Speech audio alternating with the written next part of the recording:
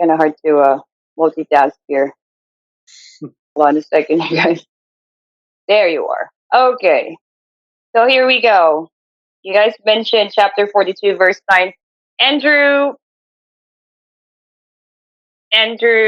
Idaho. What can you remember again from the earlier verses of, like the first 8 verses of chapter 42, or from the previous session? Um, so Jacob sends his sons down. So the 10 sons of Jacob go down to the heathen to get help for their food needs, because the heathen stored up all the grain because they had Joseph with them. And now the 10 brothers that agreed to get rid of Joseph, now they're all very hungry because they don't have Joseph. And so now they got to go to him, and they bow down before him, and he recognized them, but treated them like strangers and spoke roughly to them. Okay. Right. Thank you, brother Idaho, or Andrew Idaho. Okay. Aside from that, is Nazira still with us? Brother Rico? Can you still see her on the list? Yes. Oh, there you are. Hey, Nazira. Yes. Anything else that you would like to add to what Andrew Idaho mentioned in reference to the first 8 verses of chapter 42? No, I agree. Okay. You think he's covered everything? Okay. Yeah. I'll get. All right. Thank you, Nazira. Anybody else? Brother Rico, perhaps? No, actually, I don't. I think he covered it pretty well. I think he touched on everything. Can I add? Sure thing. They went to Egypt, but what do you call this? Jacob didn't allow the youngest, Benjamin, to be with them because he's scared of, it might, because he lost his one, in his mind, he lost his first son, and so he didn't want to happen again. So it was the 10 sons only been to Egypt for food. Mm. And Mm-hmm. it's just that the sons did not recognize Joseph upon reaching the land of Egypt. But for Joseph, Mm-hmm. recognized, especially when they said they are all sons from one man on this. So let's all start again another. Okay. Yeah, thank you. Yeah, thank you for mentioning Benjamin. Benjamin in chapter verse 4.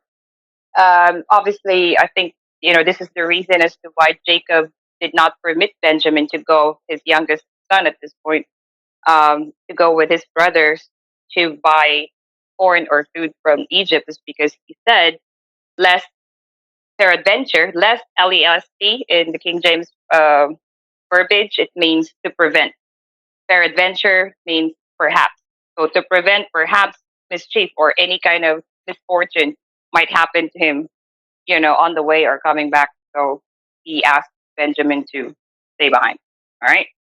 Awesome. All right. Then we could move on then.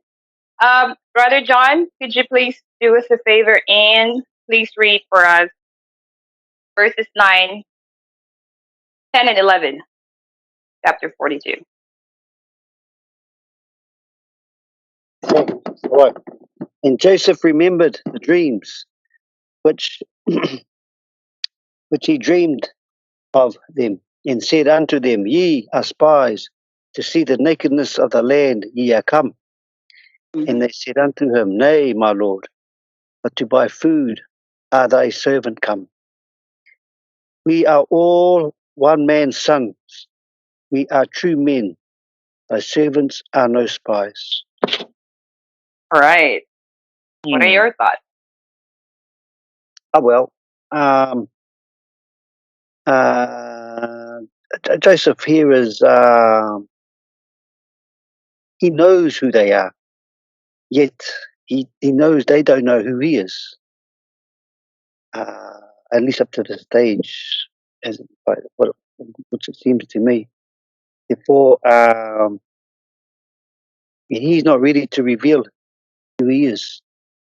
So he's just coming across like suspicious about these guys. Uh, see what they got to say for themselves. Yeah. Right. Okay. Thank you, Brother John. How about Nazira? Just connecting your thoughts to what Brother John said just now. He said that his brothers did not recognize him, but then Joseph knew that he was talking to his brothers. What could it be? What could be the potential reason or reasons as to why it was more like a one-way recognition? Only Joseph was able to recognize his brothers, but his brothers were oblivious who they were talking to. Aside from that, he was a vice pharaoh, a powerful man. Yeah, they said that they are from Canaan, that they have 11 brothers and father, and they lost one brother, and he also remembered his um, dreams, and Mhm. like he put all the puzzles together, and found out that, and they're speaking Jewish, maybe. Yeah.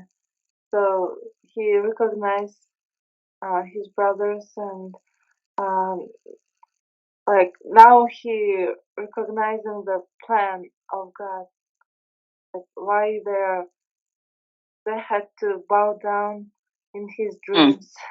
Mhm. Yeah.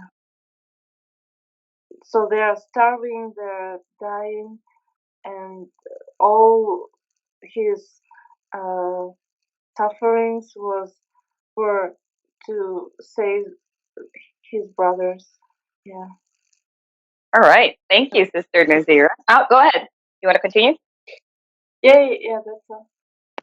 All right. Thank you. And you said they were speaking Jewish. Actually, not Jewish. There were no Jewish people left during this time, but they were speaking Hebrew, right? The language that was spoken in their household that Abraham, Isaac, and Jacob were speaking. That was their mother tongue. I mean, I don't know if this was their mother tongue, but definitely Hebrew um, was first referred by, like in the scriptures, to describe Abraham, if memory serves me right.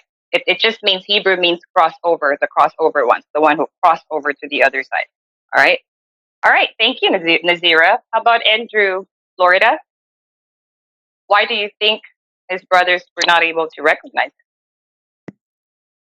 Well, he's a lot older. Last time they saw him, he was like a kid, I believe. So he's come older, and plus he's got all that Egyptian clothing on.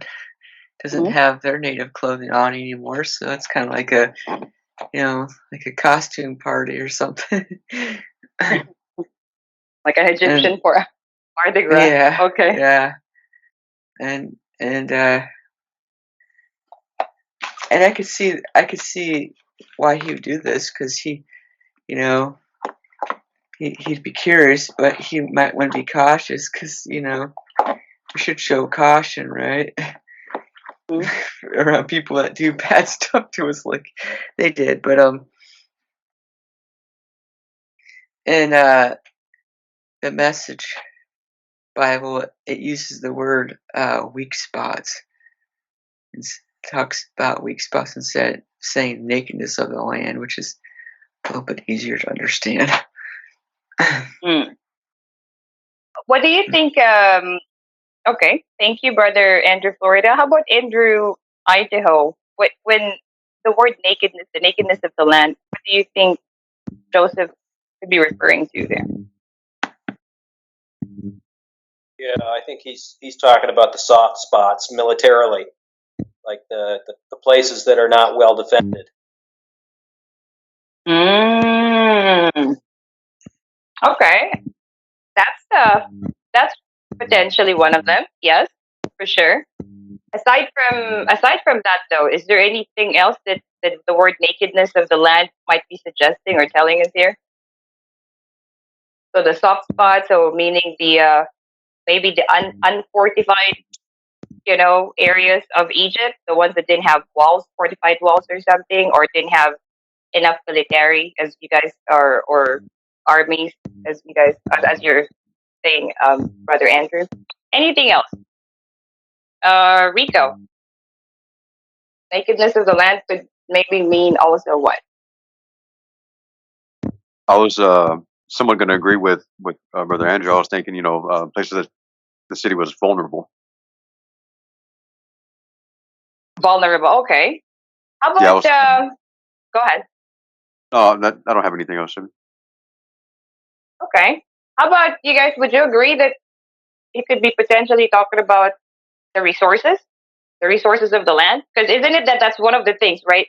Like when there are two camps warring against each other or spying on each other, one of the things that you would look at when you go to the opposite, your opponent's camp would be the resources. For example, in the modern day, 21st century battle zone, you would want to report to your commanders how many tankers do they have, how many men, do they have enough ammunition, do they have guns, pistol, what kind of guns are their soldiers carrying, or weaponry do they do they have? Do you guys agree that that could be one of them, perhaps? Like resources. I'm not just talking about the weaponry resource. I'm talking the resources of the land. The animals, how rich and fertile Sure, Egypt. Yeah. sure. I Yeah, agree. absolutely. Yes. They'd also they'd also spies back in the day would sabotage different things, like they might set a field on fire, or they might Trap. Like they trap. might try to bribe the local leaderships or local government, or some of the government, or trap people. Yeah. That's been going on for a long. That kind of stuff's been going on for a long time, and of course, like you guys are saying, the weaknesses in the army. Yeah, that's obvious, and so of course nowadays it's become a lot more complicated than what it was back then. Right. So yeah, I mean, nakedness could mean many different things here, but I think holistically we can look at this from either resources like human force, people, and at the same time the resources of the ground, or whatever kind of tangible weaponry or objects or items, tools that they were equipped with, you know. So or an entrapment like that, maybe trapping or traps, they might have been seen, or Joseph was accusing them, oh, are you guys setting up traps around here so that you could attack us, and something like that. It could be meaning that too. All right, thank you guys. How about Sister Cora? Would you like to add anything else in reference to the verses 9, 10, and 11?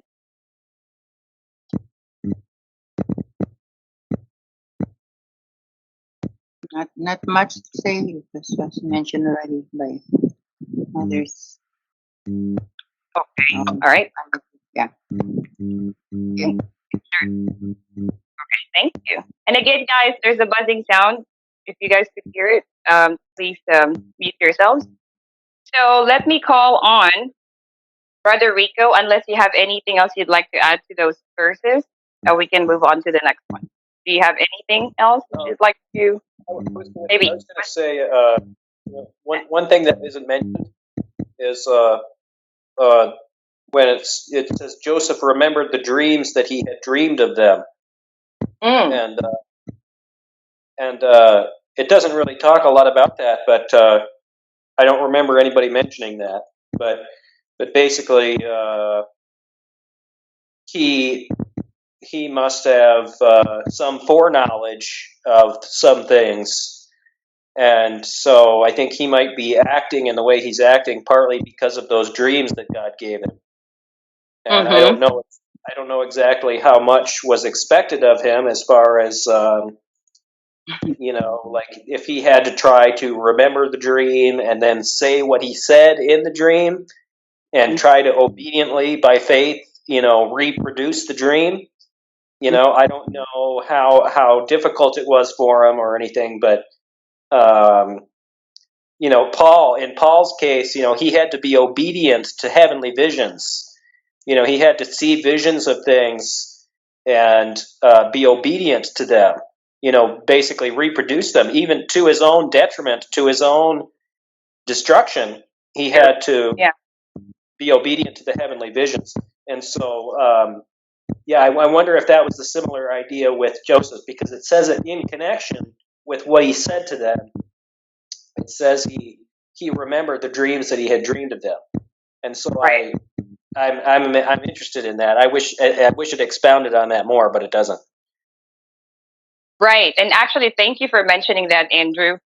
Because in verse 9, you see, in the previous sessions, we were kind of brainstorming or speculating or wondering if Joseph, at that time when he had those dreams, which was roughly 20 years ago, right, when he was still a teenager, um, whether he knew how to interpret his own dreams at that time, or he knew what those dreams meant at that time, early on in his life, or did the interpretation or the revelation of his dreams came to him or occurred to him later on.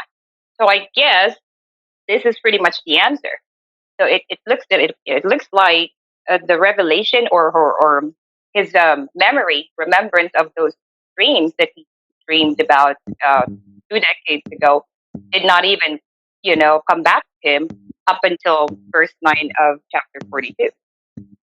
But then Yeah, and I guess again, it's fulfillment.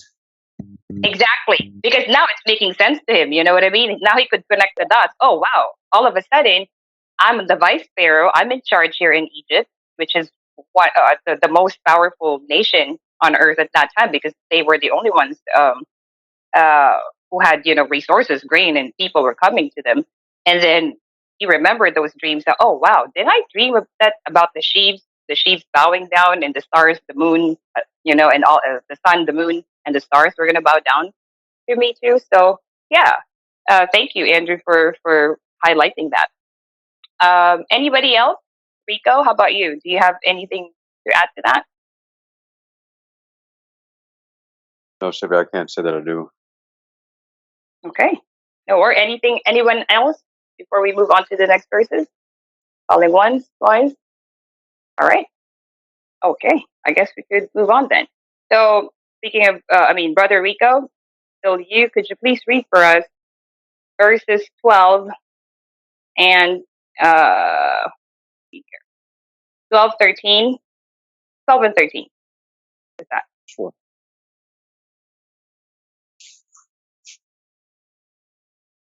No, he said to them, "You have come to see where our land is unprotected."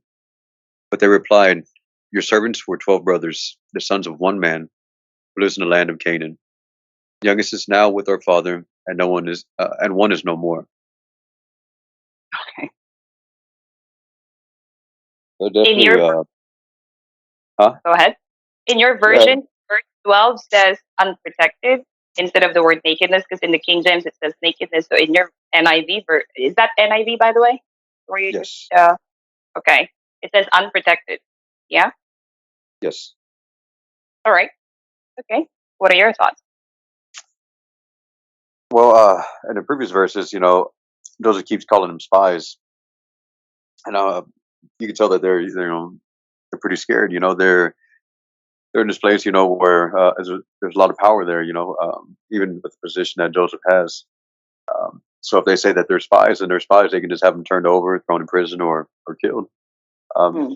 so here, I mean, they're being truthful to him about everything. We're not spies. We're all the sons from one guy. Our youngest brother is not with us; he's with our father. Like they're really pleading their case. They're hoping that their words fall on his ears, and he doesn't kill him or put him in prison. Right. Yeah, so you can tell they're terrified. Definitely.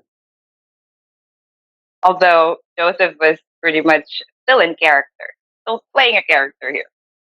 um, He was having fun so with it. Seems like it. it, it looks like it. Yeah. It deep down, he was probably, laughing or something like, ha ha ha, look at you guys. Now I have a chance to at least make a mockery of you guys because back in the days you used to mock me. So okay, thank you, Brother Rico. Brother John, how about you?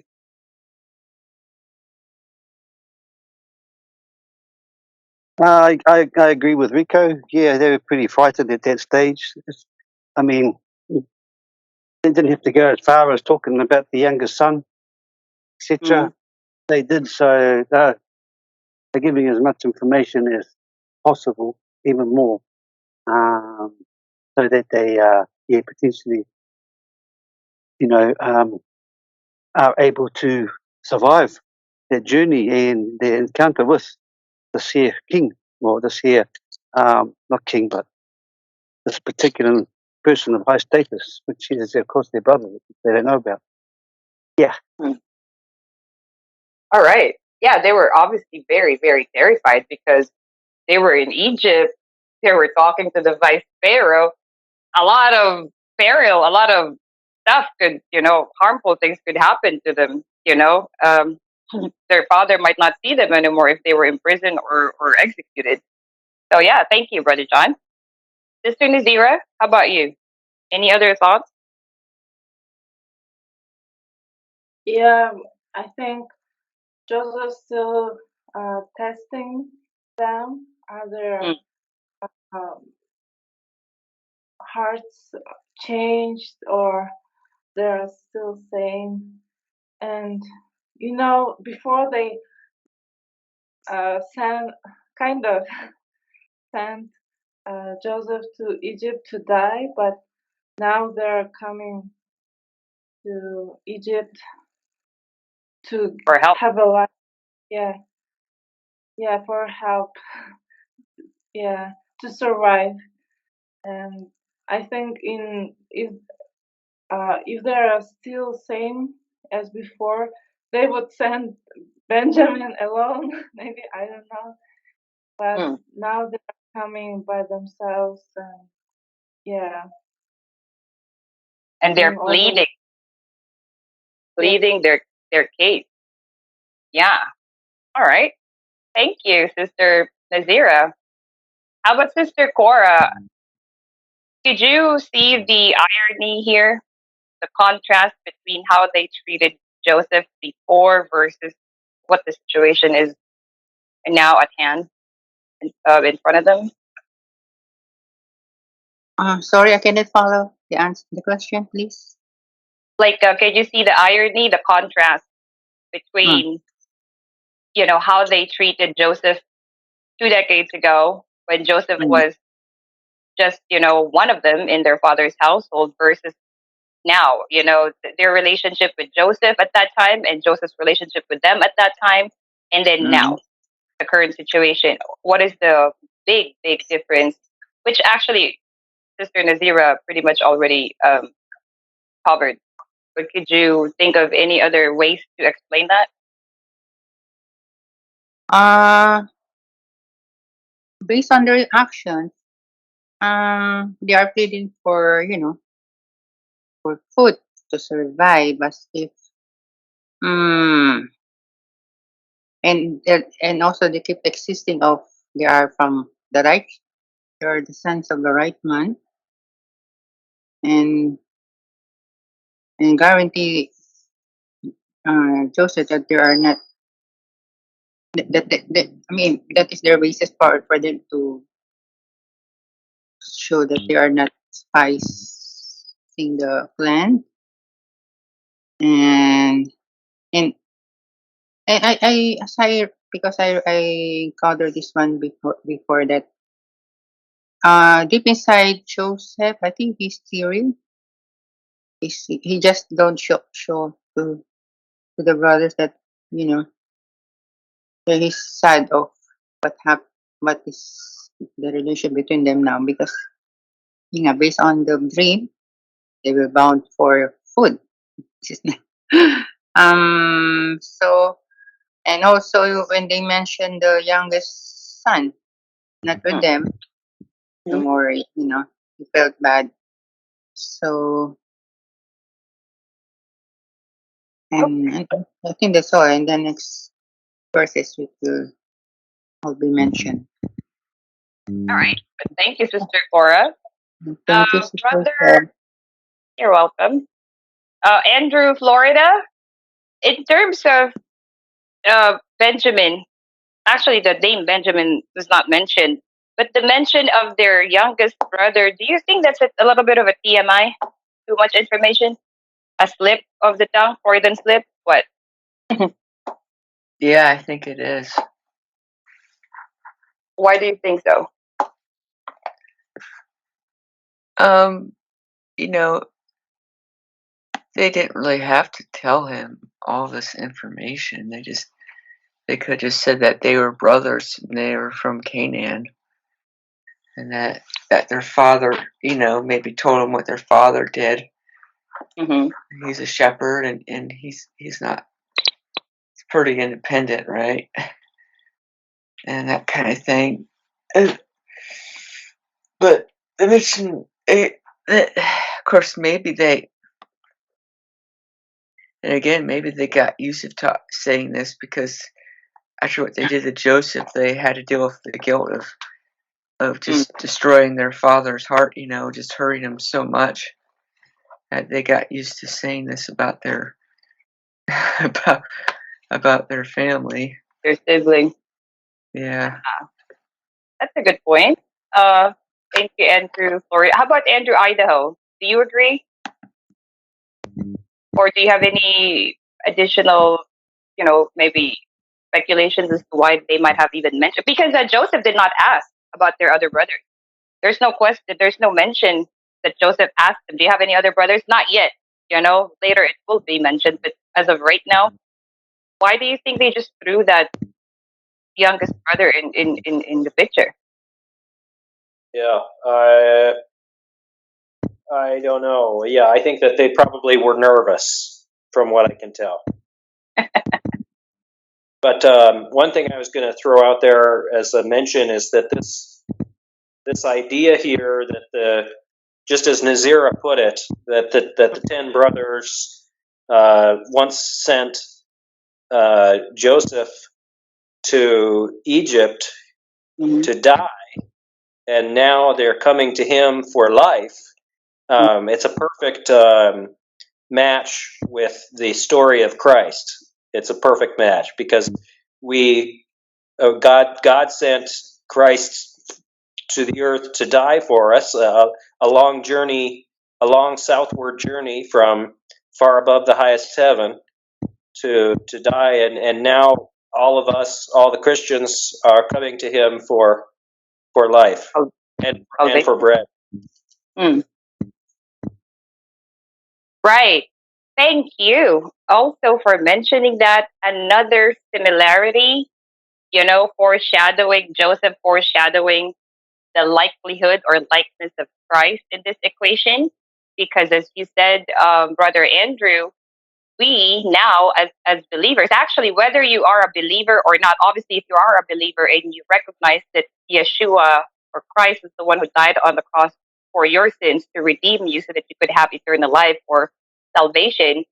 But if you're not a believer, hopefully, even if, again, whether you believe that there is God or not, it doesn't exempt you from the rule. It doesn't exempt you from the fact that there is one.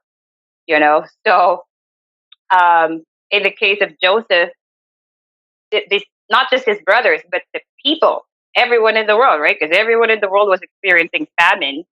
So now they're coming to Egypt, and because Joseph was in charge of Egypt during this time, so they were coming to him for some kind of redemption or salvation so that they won't die. Literally, the us coming to or going to Christ for salvation, that's more on a spiritual level, literal and spiritual. But in this case, it's just more literal, for food. That's what they were there for. All right. So thank you, Brother Andrew, for another nailing or opening another can of worms there. Anybody else would like to add to these two verses? Brother John, perhaps, or Brother Rico?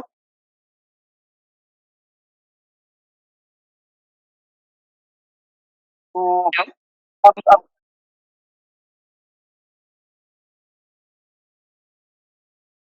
Go ahead, Brother John. no, I'm good. Yeah. You're good? Okay. All right. Sure thing. And as for me, I really think that they were just so terrified. I would agree with Brother Andrew Florida that probably after, because of the guilt that they had been feeling at this point, it has been about 2 decades. Every day they come to their home and seeing their father Jacob still mourning or lamenting over the loss of Joseph, that they all brothers except Benjamin staged and orchestrated. It must have, definitely deeply pained them, and at the same time, just guilt tripping them all these years. And so even though Joseph did not exactly ask about their, their household, their was that family tree, here comes it just came natural. It just came out because also out of terror that, Joseph might do something harmful to them. So I think it's a little too much information there, but we'll see, right? Obviously, this is God's way. God wanted them to mention these things, so that's why they did. All right, awesome, Sister Nazira. Why don't you then read for us verses 14, uh, 14, 15, and 16? That's three verses.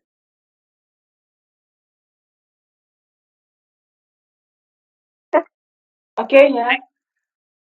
Uh, and and Joseph said to them, that is it that I spoke to you, saying you are spies? Hereby you shall be proved. By the life of Pharaoh you shall not go forth hence, except your youngest brother come here. Send one of you, and let him fetch your brother, and you shall be kept in prison, that your words may be proved, whether there be any truth in you, or else by the life of Pharaoh, surely you are spies. Okay. Any thoughts or questions? Yeah. Uh, yeah, he's acting like they are spies, and he's not believing them. And I think he wants to see Benjamin. That's all. Yeah. Hmm. Okay. Yeah. So now there is that um, instruction. Okay. You guys mentioned that you have a brother. All right. If you are telling the truth, why don't you fetch your brother uh, and bring him over to prove your statement, whether you're telling the truth or not. All right. Thank you, Sister Nazira. How about uh, Brother John?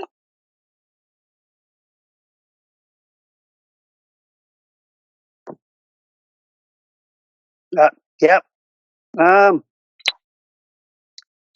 well, there could be two reasons for this. We know already one of them, but potentially also, if we didn't know, the other reason could be that. Oh well, I'll be step back a bit. Yeah, so he wants to see the younger brother because, of course, it's his brother as well. So that makes good sense. He wants to bring them all together. He may have something in store for them all, so that they all reap, I guess, from it, whatever it might be. And perhaps also the other reason could have been that if he still suspect that they may be spies, in some if it was someone else perhaps, then in this way, um, he could have them all there and wipe them all out. So there was no continuation of that seed, and then no threat in later on in life. And for the Egyptians, for them, yeah. Okay. All right. Thank you, Brother John. Brother Rico, what are your thoughts? Um, I'm just kind of curious that why is he using the position that he has? Like he's using it as authority, but at the same time, he doesn't even have to use the authority. He could just come up to him and say, "Hey, guess who it is? It's your brother, your long lost brother." Mm. Because regardless, they would still have to listen to what he says. Um, yeah, I'm just curious. Like, is he just having a good time doing it this way, or He I don't wants know. the same Just trying character to, for yeah, I'm long. just trying to figure out without doing the way he's going, like going the way he is now. He would Mm. just come out and tell him that he's a brother. Mm-hmm. Would they stay truthful to him and tell him about the younger brother, or what? Now that I think of it, probably not, because then they're going to have to talk to their dad about why Joseph is still alive after they told him that he was killed. Mm. I Hmm. could think of, yeah, thank you. I think we could, at the very, we could come to some kind of a an agreement maybe a little bit later. Let's go around the room for a second. I personally can think of two potential reasons for this. Why Joseph is still in character. Why didn't he just reveal himself immediately who he was?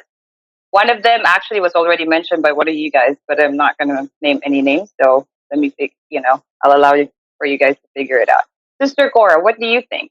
Why do you think Joseph stretched, dragged this whole character? No, you're spies, even though he already knew that he was talking to his brothers. Why do you think he kept insisting that they were spies, and now even asking Benjamin to be brought into Egypt to prove that his brother's statement, that they had a younger brother, was a fact? Hmm. Maybe Joseph would be he just want to know about his youngest brother, Mm. and it is agreement nga. If they didn't, the rest of the brothers of that thing, I think one should go back to get the younger brother being with him as an agreement. If not, they are not be trusted because Mm. it's just a test. But actually, in exchange of that, they want to see his younger brother, and for sure, because I mean, mm, they're badly in need of food. So whatever the Joseph asked them, for sure they will do it as long Out of, as yeah, yeah, out of uh, desperation. yeah. So Okay. and that is just the test that they have to. If they cannot bring the brother back, I mean, for to him, meaning they are lying. They cannot be trusted. Something like it's just a challenge or a test to the brothers. Yeah, that's Mhm. actually a good one. Thank you, Sister Cora. Mm. Mm. Thank you, Andrew sister. Idaho, you're welcome. Andrew Idaho, do you agree, disagree, or additional thoughts?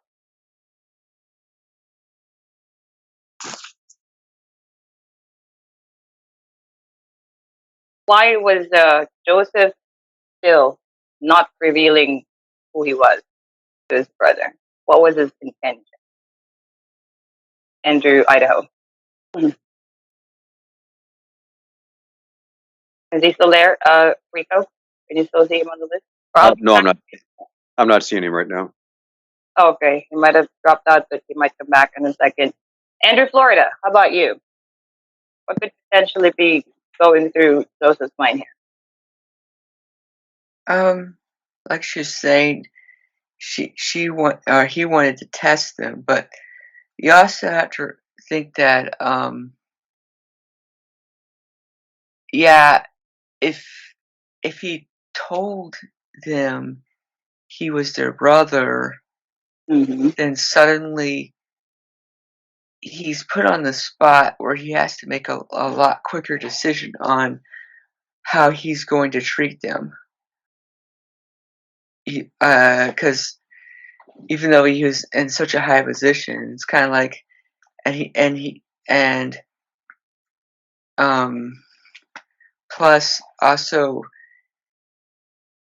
besides just wanting to test their character to see if they've changed before he reveals himself, because maybe he doesn't want them to know yet. Because what if they're haven't really changed and they're real scumbags, and suddenly if he tells them he's their brother, then they know, and that gives them initiative to go down there to Egypt, right? And but also, if they're bad, he reveals that he's their brother. Well, it's like the family politics starts to come into play, and they might like, oh, we can use him. He's got all this money. We can use him for this or that or whatever else. And what's he supposed to do? I mean, he can use his authority, but it gets him into a possible uncomfortable position there. And if he told him that he was his brother, just because he had that kind of authority, if he really wanted to see his brother Benjamin, he's not. Canaan is a different place than Egypt. So unless he led some army into there to where his father was living, he would not be able to just, oh, I'm going to go to Canaan. If they got scared enough, they'd go back there if he let them go. Like, okay, we're going to go back, and they could just take their dad and like, oh, the high up Egyptian official, he's really he wants to we told him about Benjamin. He wants Benjamin. We gotta get going. We gotta run away. And so they could just escape, right? Mm-hmm. So I mean, we're just thinking the different scenarios here, what could have happened. So I think what he did was the best. He made the best choice. To prove whether they were, because again, literally, the fact is Joseph knew who they were, right? We know that. But I think what you are pointing out just now is, how about if this was just another Egyptian pharaoh, like a completely Egyptian, not Joseph? What could that person be doing, or how could that person be approaching this matter? Because I'm pretty sure if Joseph was not Joseph, and the vice pharaoh in charge in Egypt at this point was not Joseph, that Egyptian or that ruler might have either done some damage if these 10 brothers were actually acting suspiciously, with their coming to, in their coming to Egypt, they could, just be imprisoned immediately, or again killed, or something, or enslaved. But Joseph is not really approaching it yet, although they were, some of them will be locked up for maybe a few days or so. But then Joseph is giving them an opportunity to redeem themselves, to really show whether their statement was a fact or not. So I like that all of you guys pretty much mentioned that Joseph was testing their heart to see whether maybe they have already repented, or are they really now telling the truth, or were they still the same 10 lying brothers that they once were 20 years ago. Um, Brother Can Rico, quick question. Oh, go ahead. Yes, go ahead. Can I Nancy. try to answer a little? I think he was testing his brothers if they could sell Benjamin for the food, That's like good. they That, yeah, I was gonna say that. sold Joseph. Absolutely. Mm-hmm. You nailed it. That is absolutely correct. But continue.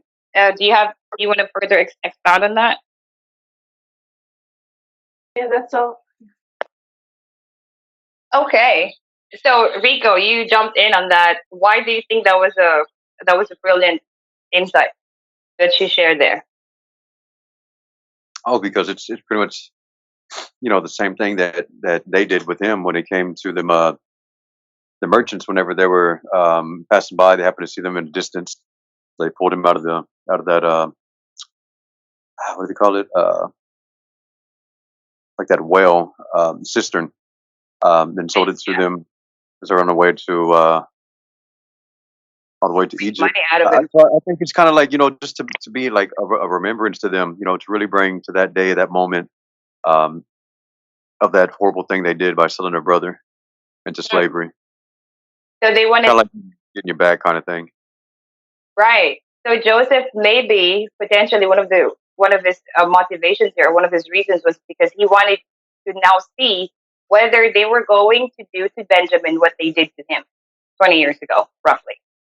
Did they still have the same behavior about selling their own kin, their own blood, flesh and blood, just for them to, at that time they sold Joseph for 20 pieces of silver, if I'm not mistaken. And then now it's all about food. So are they going to apply the same principle? Because if they would, then that means they had not changed. They have not changed, But if they would relent, or they would be, oh, you know what? And I'm pretty sure Joseph was looking at their faces to see, and also they were talking in Hebrew amongst each other, like, what are we going to do? What are we going to do? No, we cannot bring Benjamin. Our father is going to die, something like that. So okay, thank you. So yes, absolutely. And ultimately, I have a quick question to all of you guys. If Joseph was really foreshadowing Christ, as Andrew Florida mentioned earlier, if he was foreshadowing Christ, and these people, not just the 10 brothers, were coming to him for some kind of salvation, food, so that they won't die. Um, did Yeshua, or does Christ, even now as we speak, are we just um, doesn't God Himself still test us? Does He not test us on a daily basis to see whether we're worthy or not? What do you guys think, Sister Cora? Do you think God tests us still, or at some point did He try to test us, or is He still doing it to prove that we are worthy, that our faith is worthy? I think so. Yeah. Okay, you think? Mhm. So I say yes. How about Brother John? If Joseph was the epitome, or an example of Christ back in the Genesis account, um, so right now in our 21st modern day century world, do you think God is testing us just like Joseph was testing his brothers?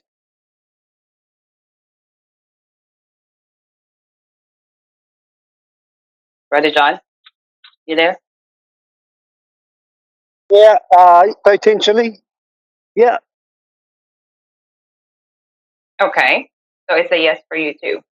So then, Nazira, why do you think that? I mean, if you agree with Sister Cora and Brother John's answer, why do you think God would test our heart?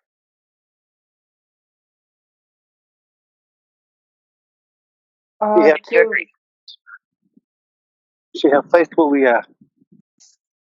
to see how faithful we are. Okay, Mm, good one. pretty Mhm. much how faithful. Yeah. Yep. Thank you, Brother John. How about Nazira? Is God testing us still or not? And whatever your answer is, why or why not? I think he's testing to prepare us for new levels or for new challenges, maybe. I don't know. Yeah, like, you know, if you are faithful in small, you can be faithful in big. Yeah. So just like, in the case of Joseph, right? If he was faithful as a son, he could potentially be faithful as a servant when he was a servant in the house of Potiphar.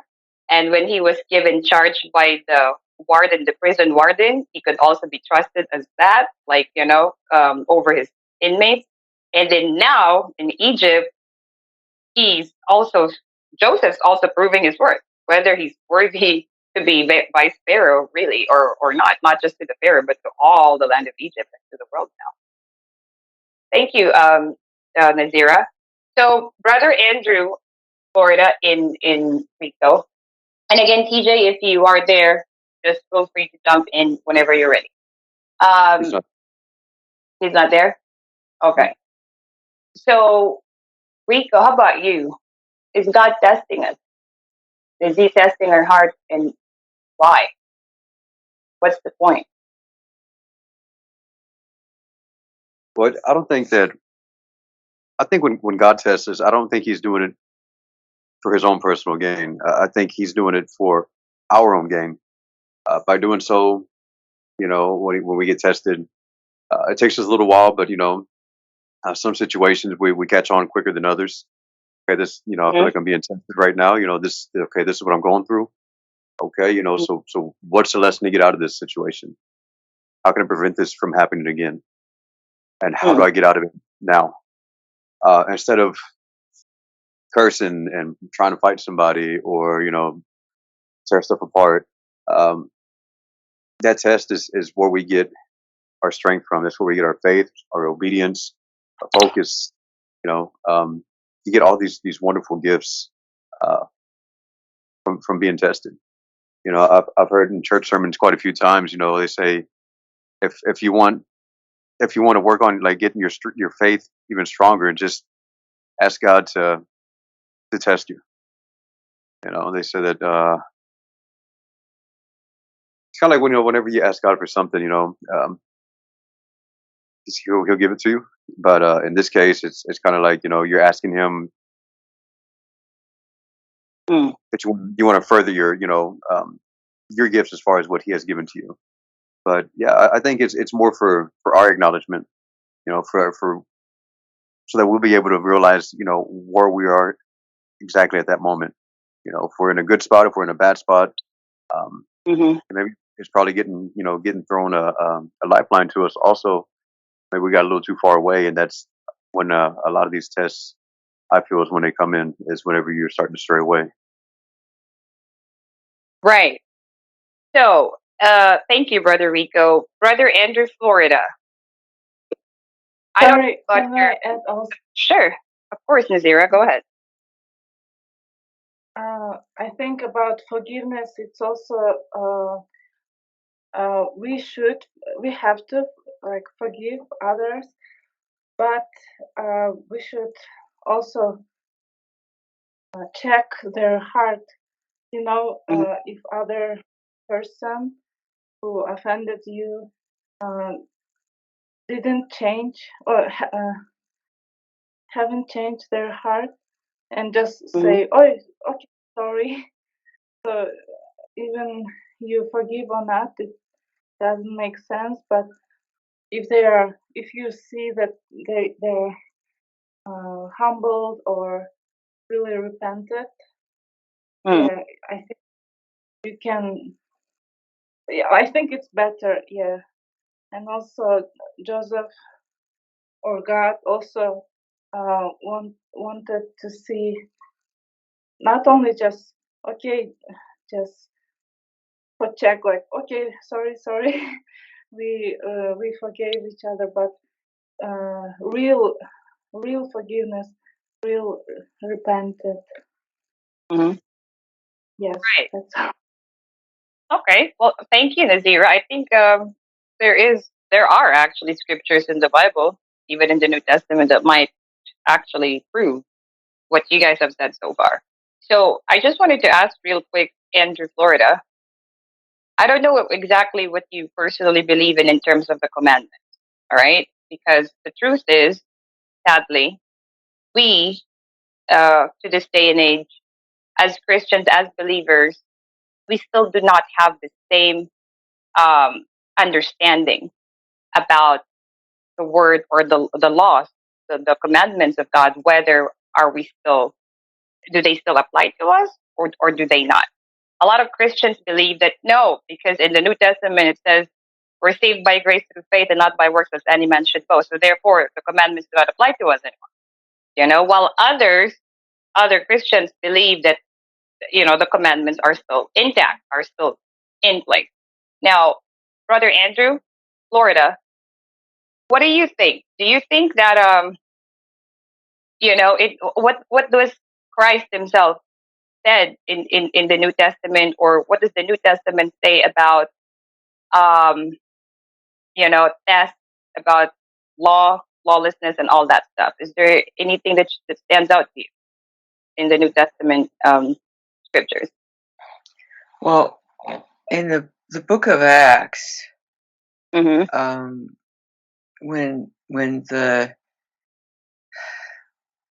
call them Gentiles, when the non-Jews started turned to Christ and have their own groups, the apostles, they told them, because there are so many Jewish laws and everything, and the apostles told them, well, just make sure that you don't have sexual immorality, and I think the other one was not to eat the meat of idols or something like that, right?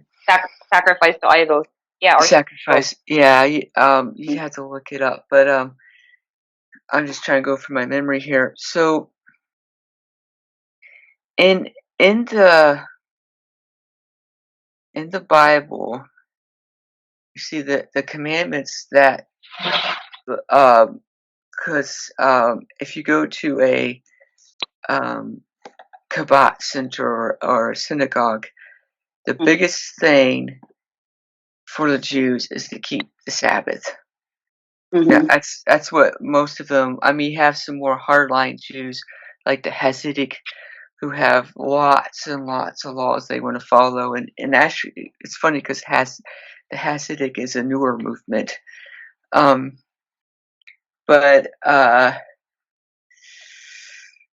they the Sabbath is the one that they definitely have to keep, right?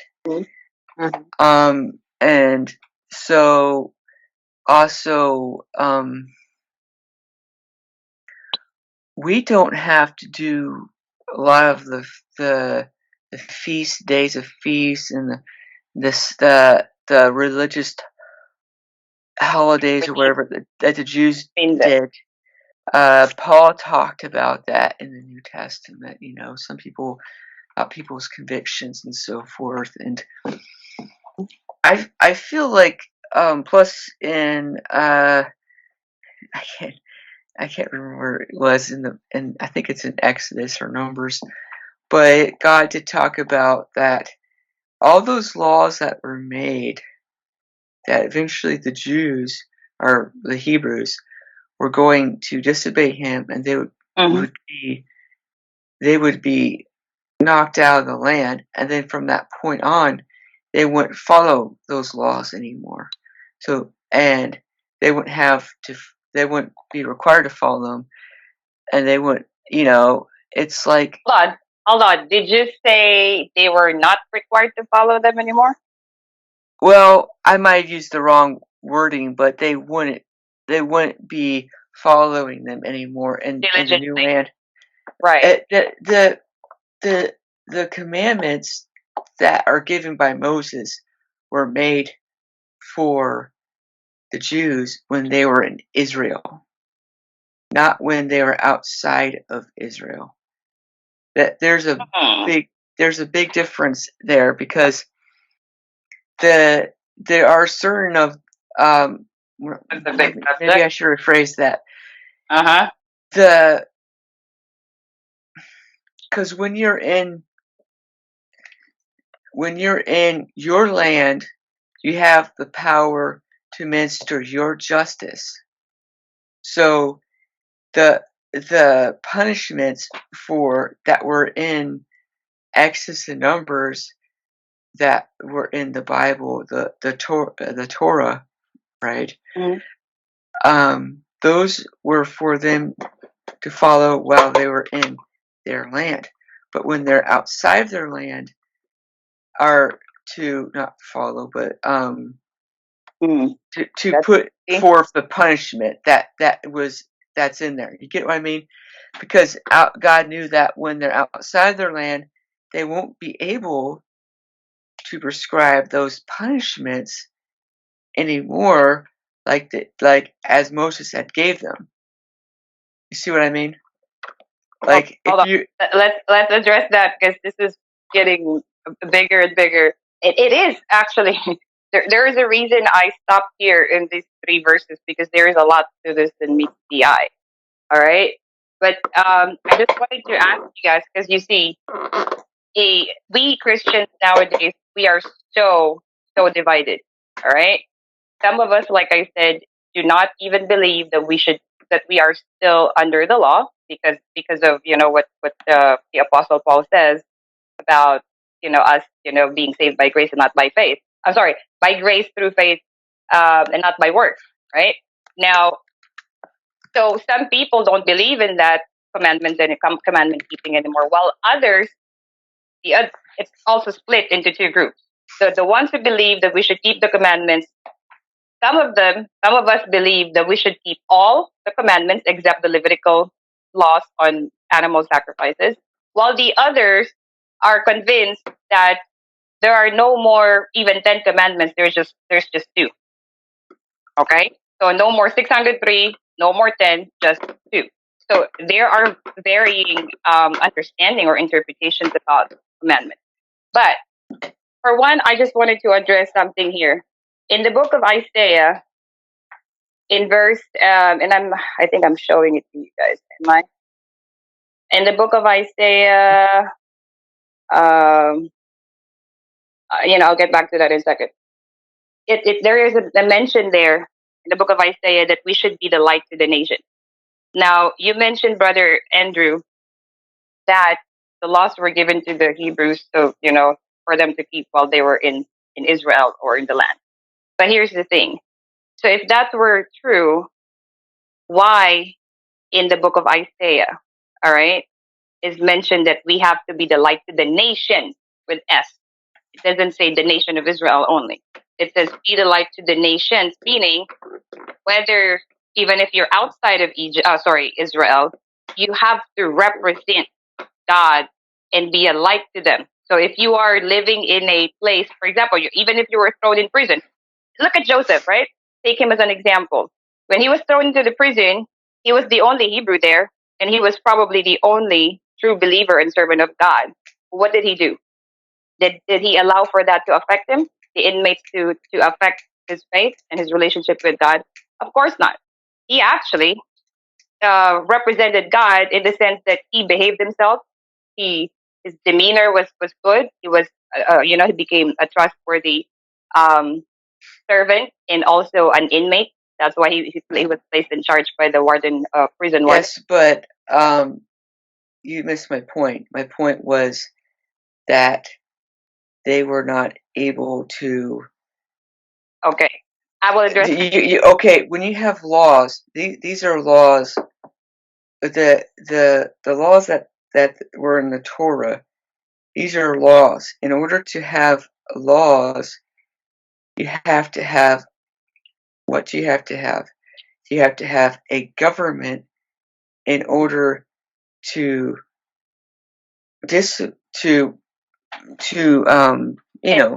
have the justice to make to have things.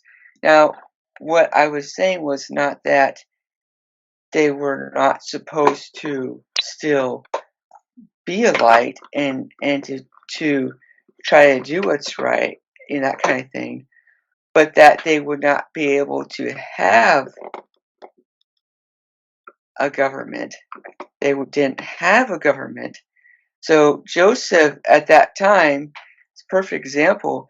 He was not able to take Potiphar's wife and say, "Okay, what you did was wrong, and this is your punishment for this. This is what we prescribe for you according to our laws. What's going to happen to you for this, right?" And for that reason, when the Israelis were kicked out of their land, right? This is why it was so important for them to get back their land during Ezra's time and so forth. They had to have their land and the ability to govern themselves, even if it was just like autonomous type of government at that time, in order to do these sort of things, because otherwise the only way to keep to have the law system and everything outside of their country, they could do stuff within their own families, right? And they could tell each other, they could, be like this or wherever. But let's say you're in Babylon and you're a Jew, and someone does something, and let's say, I know the Babylonians didn't have these kind of laws, but let's say in the Jewish law it was like, we're going to kill the person. But in the Babylonian law, it would be that you couldn't kill the person, and that actually there's no punishment to be done against that person at all. So they would not be able to do that. And that just comes to government law. And Christ even talked about Moses, the fact that what did Christ say about divorce? God hates divorce, right? And but Moses put that into their law system because of Of the hardness of their heart. Yeah, because of their hearts. Exactly. Okay, let's pause that for a second. Hold on, sorry, because that's a lot of can of worms. Again, this subject of the commandment is a big, big subject. But you said it yourself. All right. When it comes to the divorce, Yeshua did not say that God permitted divorce. No, he did not say that. He actually said that the reason why Moses allowed, and take note, allowed or permitted, is different to God, originally designed that. In fact, his Christ's words were, Moses allowed for the certificate of divorce to be given because of the hardness of their heart, hardness of people's heart, which is connected to what you were saying, Andrew, earlier, that the Israelites would fail to keep the commandments of God. But here's the question, two questions. Just because the people, and we still fail, by the way, on a daily basis to keep all the commandments of God, whether we keep the commandments of God or not, whether we honor it, if they apply to us or not, or we honor them or not, does that mean that the law was banished completely? You should, that goes in the book of Romans. The book of Romans goes into that quite a lot, and that's something that should be looked into. But you have to remember that there's we have the New Testament, and the New Testament, which is the basically reiterates, the things of the Old Testament. It's a fulfillment of the Old Testament. Correct. So just because we're saved doesn't mean that we can go off and go, doing all these sins. The law was put there so that we know that we are sinning, right, and that we need Christ. Exactly. That I definitely agree. And actually, I would like to point you guys, I don't know if you can see my screen here. This is a very good read. All right, guys. 2 Thessalonians chapter 2. You can read from verse 1 all the way to, I just want to highlight this one section here. Verse 1 all the way to verse 12. But let me tell you something here.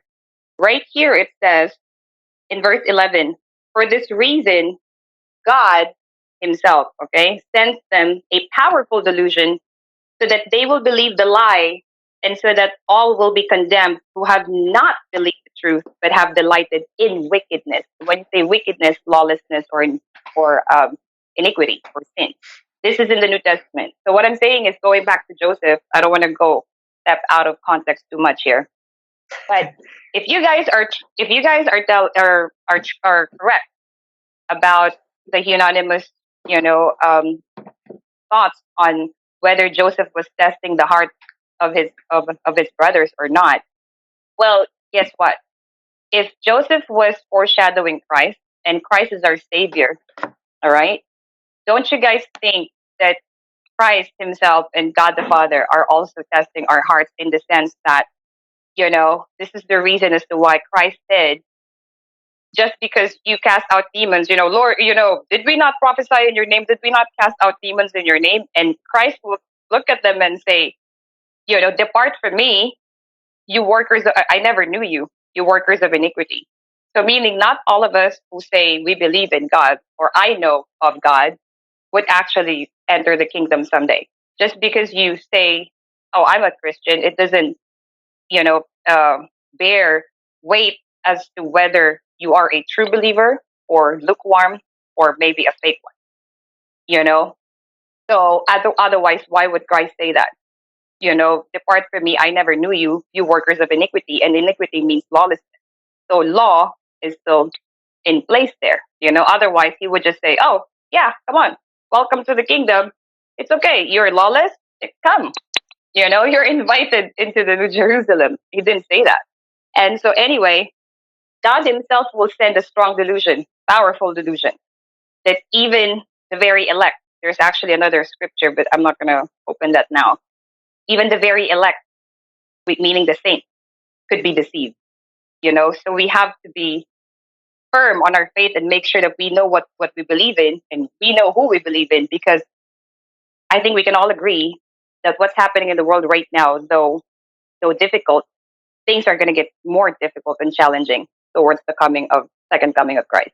And if that's the case, then that means we have to stand firm and be deeply rooted into the word. Otherwise, we could be one of those people whose faith might be shaken and we might lose, you know, touch or sense of God, our faith and our relationship with God during those days because we're too weak in our faith, you know. So in the case of Joseph here, I agree with you guys. He's testing his brothers, whether, you know, their heart.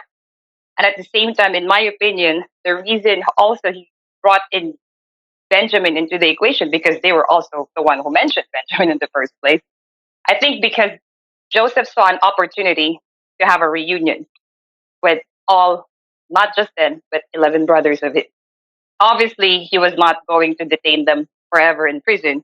That's why he said, okay, one of you go, send Benjamin over, and then, you know, he will make the announcement or whether what he was going to do with them or what. So, you know what I'm saying? But I agree. Testing the heart and perhaps a potential reunion here that Joseph had in mind. That's why there was an order uh, to send for Benjamin. All right. So anyhow, okay. I actually have one more thing, but you know what? I'll save that for a little bit later, perhaps. Right now, we're really running out of time, but let's do just one long sentence here. I'm gonna call Sister Cora. Why don't you read for us verses 17, 18, 19, and 20? Just like one long sentence there. Okay. It says here 17, by verse 17. With that, he put them together in custody for 3 days. Joseph said to them on the third day, do this and live, for I fear God. If you are upright, let one of your brothers remain in bondage in your house of custody, but the rest of you may go and take reins to alleviate the famine in your household. So, meaning, Did you read 20 also? Verse 20? 20 in a check. Sorry. So then bring your youngest brother to me, so that your words will be found trustworthy and you will not die. And Hmm. they did so. Okay. Yes. Uh, What's the instruction all about? yeah, it's about the brothers, younger brother Benjamin. They will bring back some brothers are to be, you know. I mean, they have to bring Benjamin with him, and the rest will be put into prison. Mm-hmm.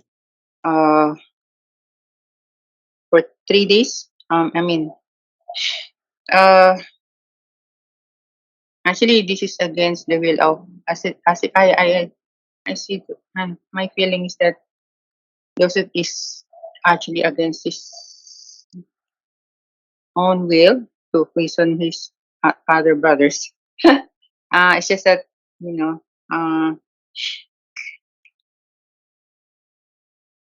It is also the sign of uh,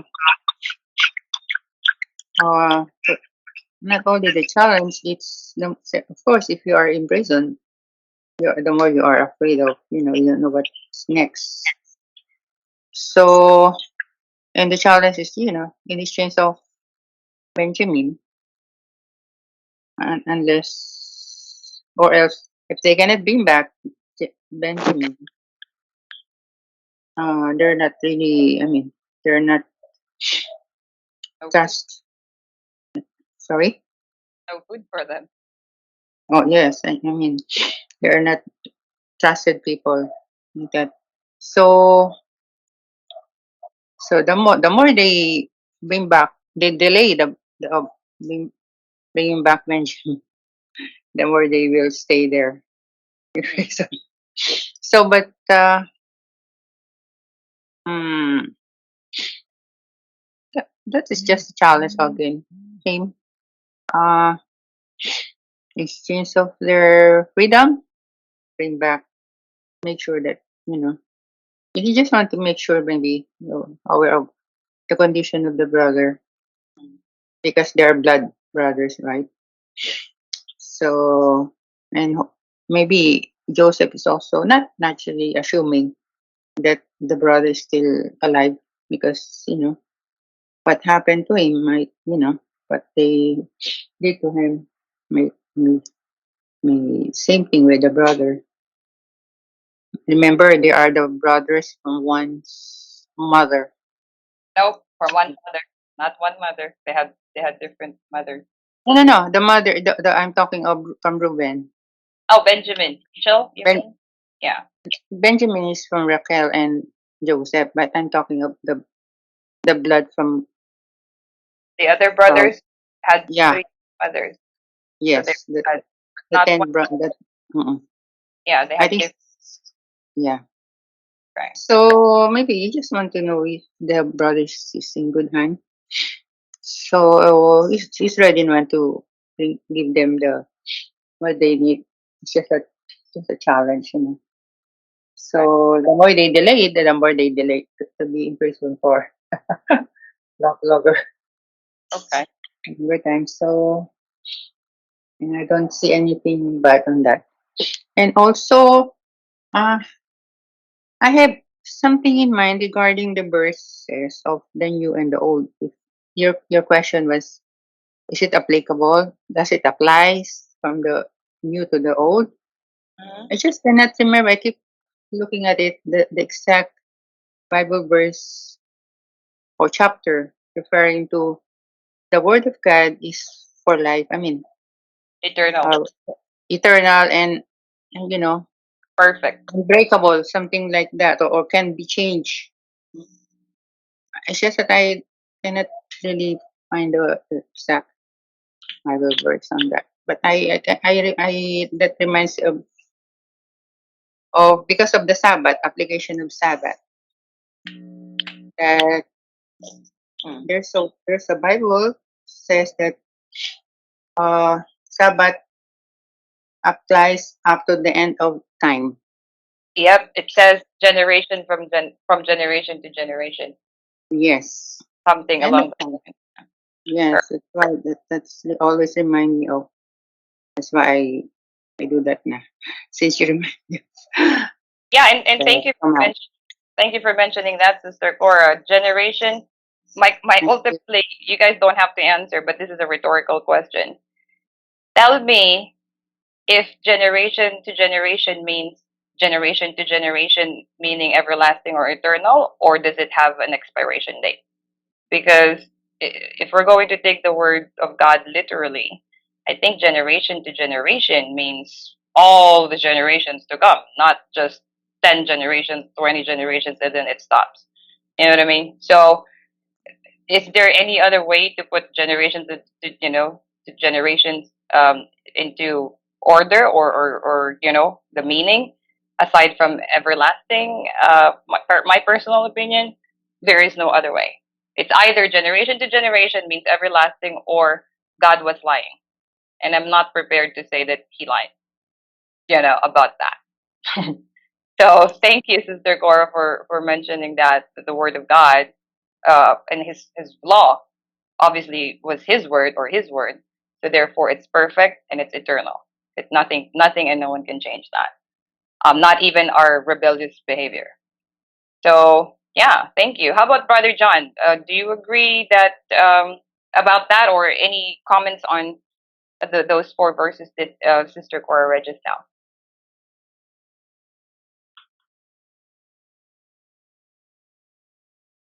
Brother John? Okay, I'll get back to you in a second. How about Brother Rico?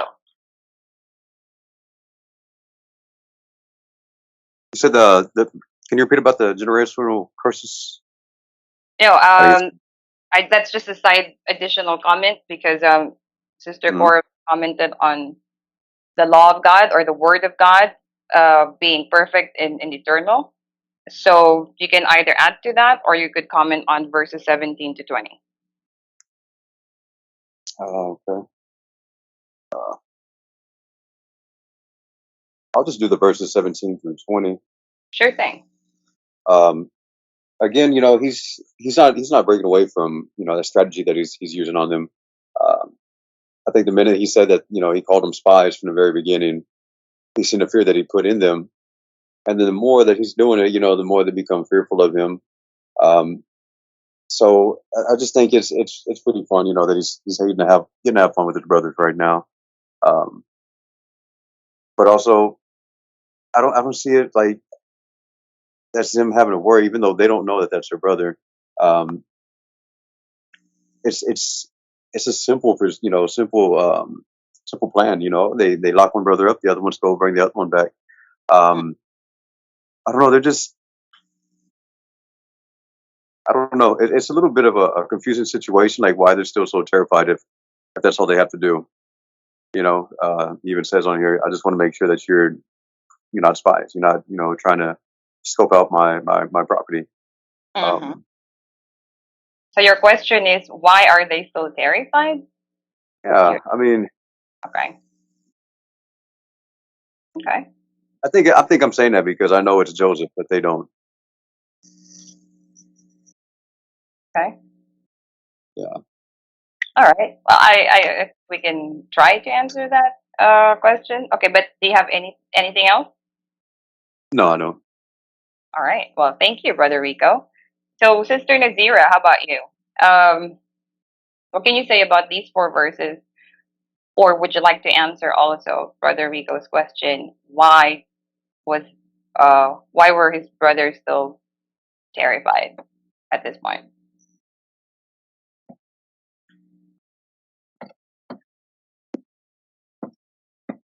Nazira?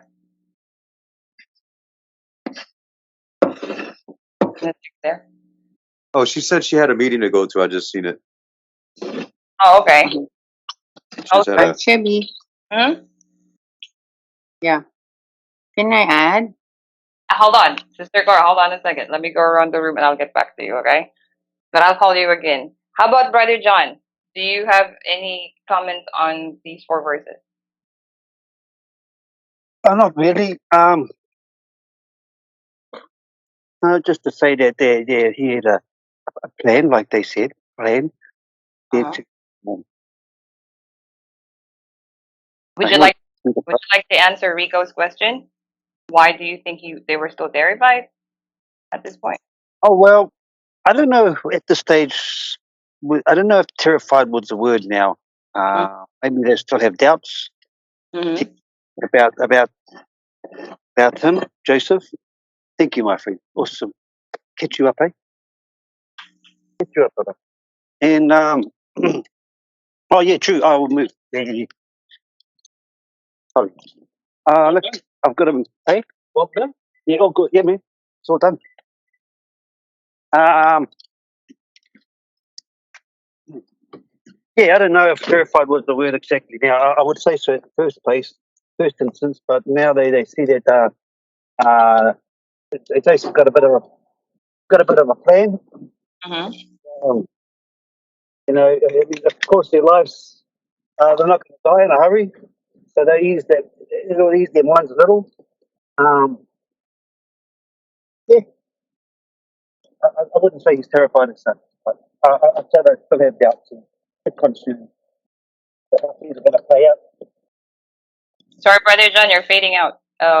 Can you speak up a bit,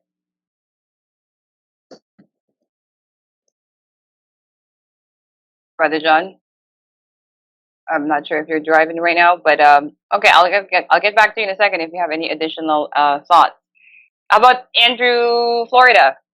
How about you? Do you think they were so scared? And if they were, why?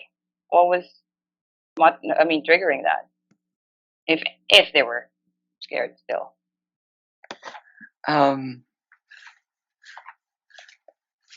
Yeah, scared to go back home. And and what?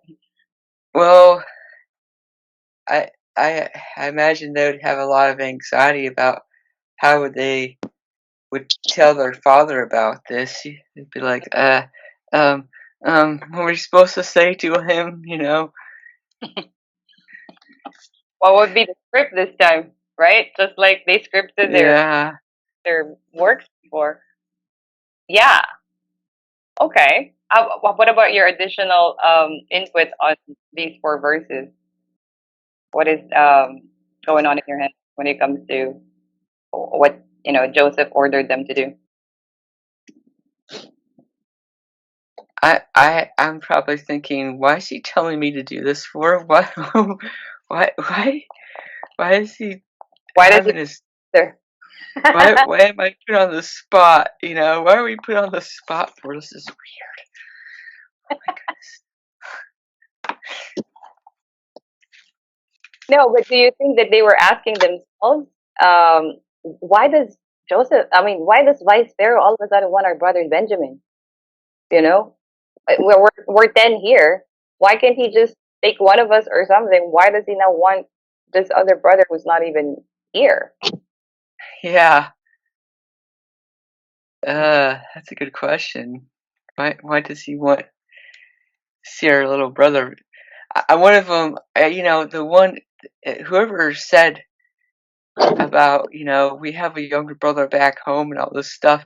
The other ones were probably like kicking him, like, why did you have to mention our younger brother for? Probably scratching his head now. You know, Yeah. that's true. That's true. I could imagine that. Like, man, whoever. Yeah, I agree with you. Whoever said that, whoever spilled the beans, probably are now looking at his brother with such a shameful, face. Like, oh, sorry guys, sorry. I didn't. Sorry. Okay, that's funny, but yeah, thank you, Andrew. Brother Rico, how about you? You can answer your own question. If you were convinced that terrified, what do you think was causing? Uh, well, first thing I think it would be is maybe they're afraid by the time they get back, um, that the brother that's in prison Mm. will no longer be there. Probably took him out somewhere and killed him. Mm-hmm. Um, or the fact that they're going to have to go home, face their father, and now not that they asked for for Joseph whenever he was younger, but now Mm. they're having to ask for Benjamin. Right. So, I see that if again, because with what Brother John said, I don't know exactly whether they were absolutely terrified still at this point, or if they were more confused or discombobulated, didn't know what to do, how to handle this whole interrogation from Joseph, and at the same time this instruction to, bring my why, he's not even here. I mean, why is he interested in our brother who's not even here? What does he have to do with this whole situation here? Um, Hmm. as far as that is concerned, again, let me just bring it to, for me, my personal, my 2 cents. I mean, my thoughts on whether they were terrified or scared, or a combination of both. In my opinion, it's because of those things that you guys have actually mentioned, just like what Andrew said. They were scared to face their father and break the news to him that, hey, Dad, guess what? We brought food, but then also there's something else. Okay, what is it, son? Well, in exchange of this, actually, one of our brothers actually had to leave, had to stay in Egypt, and on top of that, the vice pharaoh actually is ordering us to bring back Benjamin, your beloved son, with us to Egypt so that we could prove to the pharaoh that we were telling the truth about him. I feel like the fear was more towards their father, like what was Jacob going? How was he going to react? Was he what? So, and at the same time, they were also fearing for the life of that brother of theirs that stayed in Egypt, who got imprisoned. There's really no mention. I don't know if it was Reuben or Simeon or just one of them. So there's no assurance, guarantee that that brother will remain alive there unless they bring Benjamin back. And what if? I'm just saying, what if this was not Joseph, if this was just another Egyptian or a tyrannical kind of ruler, what if this Joseph's intention, or the ruler's intention was, okay, you said there's 10 of you, and then you have one more brother, bring all the gang here so that I can kill you all, so that no one will remain in your seed line because you are all spies. You know what I mean? So again, there's that potential possible scenario there too. Not to mention, they were again talking to the most powerful um, ruler during this time. So they were definitely in a hot water here. It's a difficult situation for them. It's just like, I don't know. They're probably so confused, so blaming each other, everything. It's just a mix of emotions and thoughts for them as to what they were going to do next. How to reason to Joseph, how to reason to their father, what, So, but then again, I wanted to ask you guys, in these 4 verses. Oh, by the way, Sister Cora, what would you like to add before I pose my follow up question? Um, maybe they're also worried about, imagine the agreement, they cannot get what they will need if they cannot return back Benjamin. So in other words, the father Jacob expecting them to, some food to eat because they are not, what do you call that, um, hungry to death. They most likely imagine just not to feed them in a day meal. So maybe that's one thing that worries them, and for sure they're thinking of why. Maybe it's a sign of for the father Jacob, that why this guy will be interested in a younger son. Mm. That he might think of something else, that maybe as a father, maybe he feels some kind of the that Joseph is still around. I mean, Oh, well. Hmm. uh-huh, Of course, uh-huh, we know that's a possibility, but then again, uh-huh, uh-huh, in the eyes of his brothers, that uh-huh. was part of the equation because they didn't know that it was Joseph in the first place. You know what I Yeah, mean? I know. Yeah, I know. But the thing is, what is the importance of Benjamin in sense of what they're asking? So Right. meaning maybe Jacob is, but that bright enough to know, and the feeling, not being bright. a feeling that there's some kind of a There's something fishy here. yeah, something like that. And for sure, Joseph, I don't have an idea that he meant to went to Egypt, but that's what I can say for now. Okay. The food and Jacob's feeling Mm. uh, on that Joseph maybe still existing. Because he's the only guy who will be interested with the younger, with Benjamin. Who Right. else? Right. I see your exactly. Who else could Uh, be, uh, interested? Why uh, Benjamin? Who is yes, Benjamin to this person? yes. Yeah, I see that. Okay. Okay. Thank you, Thank you. Sister Cora. Now, I want to pose a follow up question to all of you guys. Whoever wants to answer, you could just jump in. Is there anything in these four verses that we've read just now that shows you mercy? Mercy from uh, the part, or grace on the part of Joseph? If you go back and read again 17, 18, 19, and 20, is there any indication here or mention that Joseph showed kindness, mercy, or even grace to them, Brother John? Or is it just all punishment, punishment, punishment, in your opinion? No, of course not. He's showing grace almost all the way through, to be honest. The way, I mean, he could have taken vengeance on them straight away for what they had done, but obviously he hasn't done that.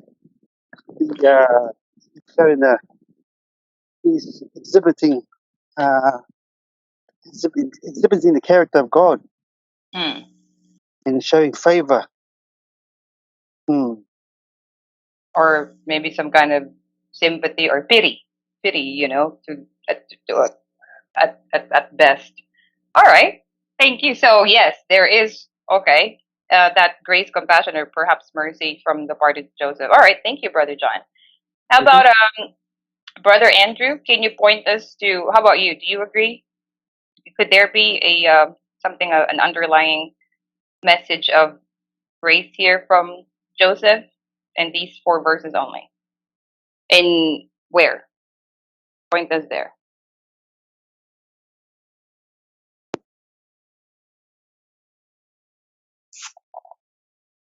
Andrew, Florida,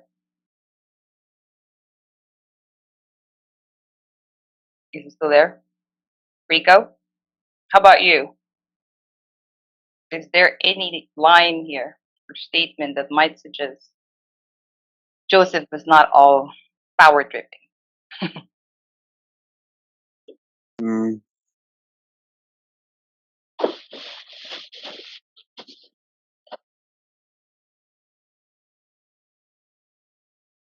Actually, I see two. I think one of them I see is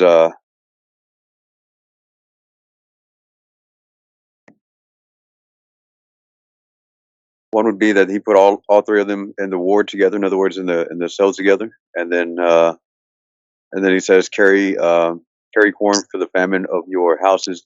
And he doesn't just say house; he says houses, plural.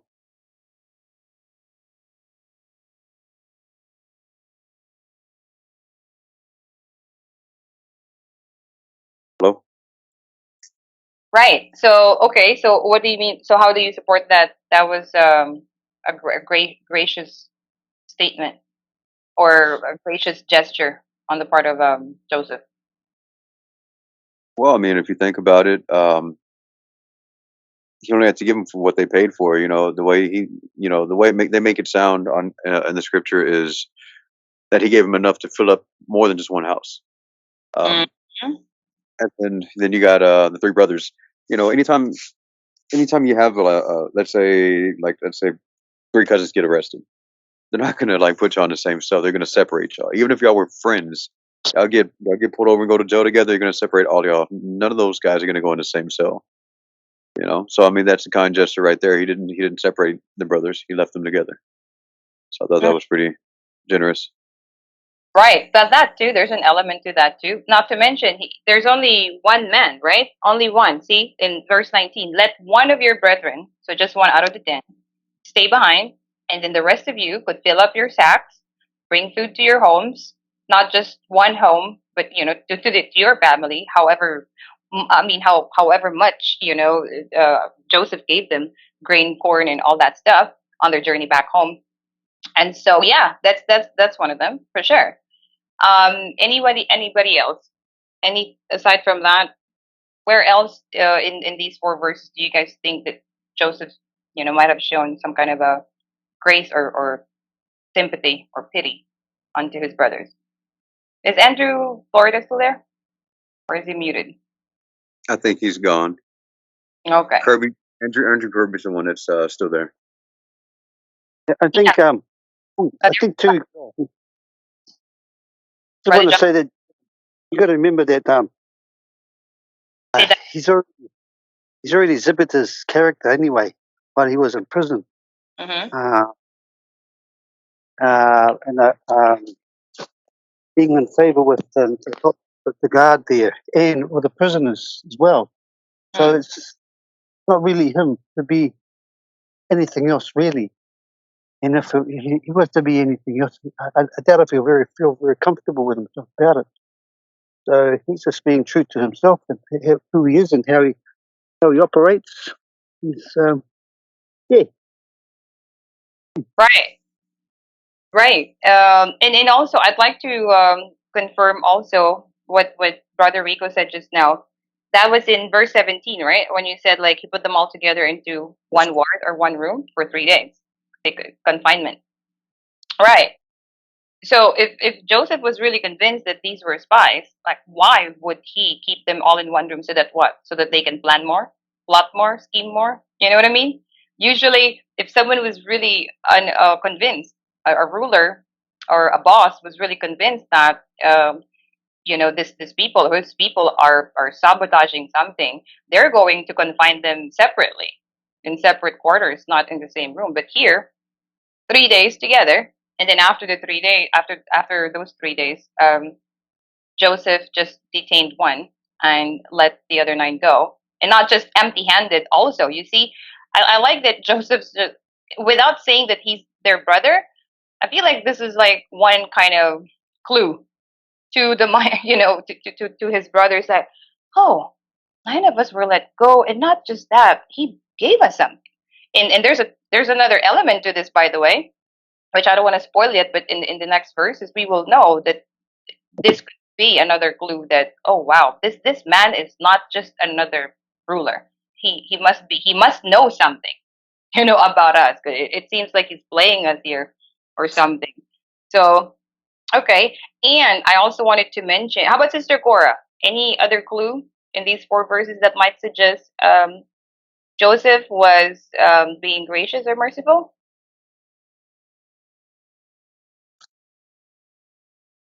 Merciful. Hmm. That he wasn't just being all, you know, like strict and stern with. He was stern when it comes to his instruction, Mm. but is there a soft side to his character that we can see here? Mm, and I think maybe uh as they said nga na this the brothers may think of, they are they have a special treatment. Mm-hmm. Imagine they were just put into one place, but They that's were what not is hurt. called. There's no mention of whipping, scourging, or not giving Oo. them food. You know what I mean? Yeah, they're not being maltreated, and it's just that they just stay Mm. for, as soon as, the premise is as soon as they bring back Benjamin, and that's it. So, and also, the more they delay, as I said, the more they delay, the more they will delay the food stuff that they need badly, Mm. And right? act. So, Oh, sorry. Go ahead. So don't worry, they will, do it ASAP. Um, and also the father was then big then, right? And the mother is dying, and you need to rush. Um, Yeah, and let me address that for a second.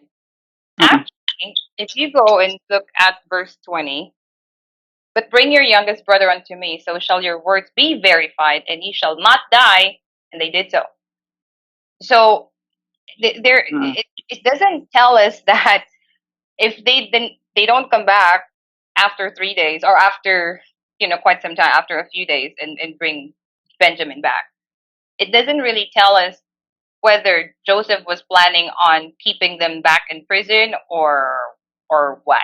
It actually says here that unless you bring in other words, in verse 20, unless you bring your youngest brother to me, you guys will die. yes. Do you know what I mean? It's not that Mm, he didn't say, if you don't bring your youngest brother, you will this other brother of yours will remain in prison for the rest of his life. Nope, it's more like yes. death penalty. So Mm, you guys better do what I say. Bring your youngest brother here. Otherwise, this brother of yours in prison, and maybe all of you, I could go hunt and chase you in the land of mm, Canaan. I'll bring you all mm, back and execute all of you. Because he said here, and ye shall not mm, die.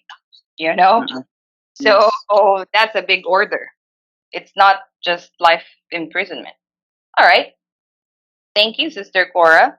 As for me, actually in verse 18, look at that. And Joseph said unto them the third day, this do and live, for I fear God. He mentioned that. All right. Isn't that kind of, don't you think that's another line of, confusion for for his brothers? Like, huh? Which God? I wonder if they heard the thoughts of, because it looks like yes, Joseph said unto them, right? And do this and live, for I fear God. So he was an Egyptian ruler.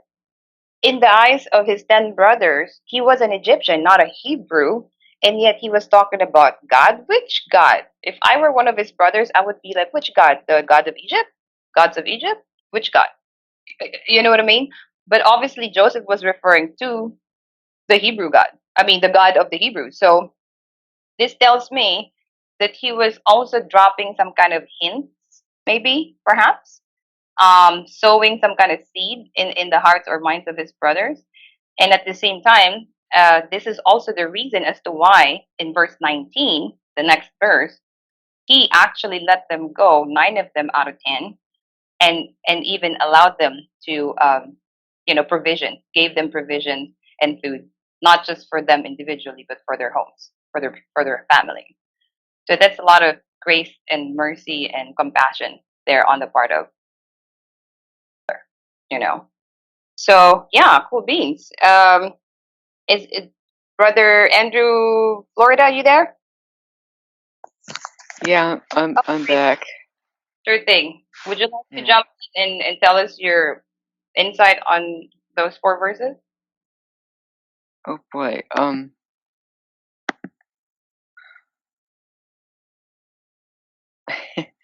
17, 19. I wasn't here when you read them. That's okay. I'll give you a few seconds to. That's 21 to 24. No, 17 to 20. Oh, all right. Okay, I'll give you some time to go over those 4. And actually, let me now, for the last time, go around the room and ask you guys to give your final thoughts on the verses we've covered today. All right, all the way to verse 20. Let's go to Brother John first. Brother John, what did you learn today? How did the events turn out to be in these verses that we've covered?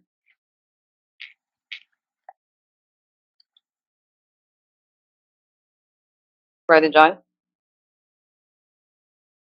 Yeah. Well, again, I learned that God's character in Joseph the way he's behaved, and God's blessing is with him also. And yeah, he's just the way he exhibits himself in anything he does, his behavior, the way he operates, and where he's gotten to so far because of it.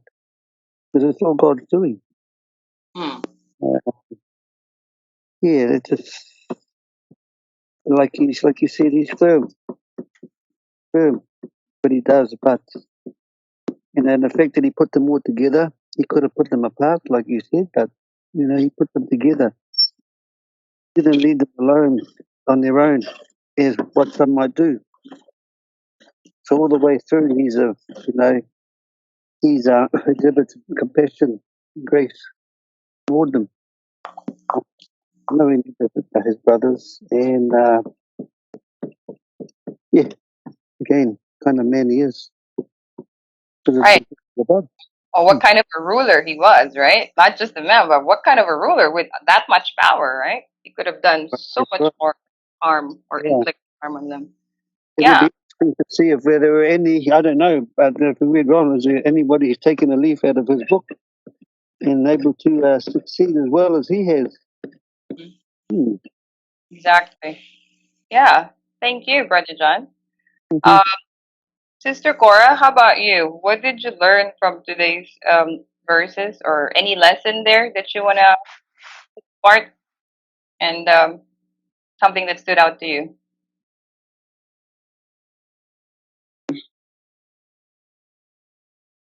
Are you referring to the last four verses or from the very start of the Yeah. chapter? Yes. Not the chapter, but the ones that we covered today. Okay. Okay. Yeah, from verse 1 to the 20. Verse 9. From verse 9, I believe. Oh, yeah, Yeah. yeah. Sorry. Yeah. Okay. Yeah. The Doc- message. Sorry. Go ahead. Go ahead. Yeah. Yeah. The message is just about because they went to Egypt for for their feet uh and maybe for Joseph not to be recognized by the brothers. He accused them that they may be an spies to the land. So uh and then because they come for food, so and one thing I can realize here is that they were not asked man about the whole family. They were there to for food.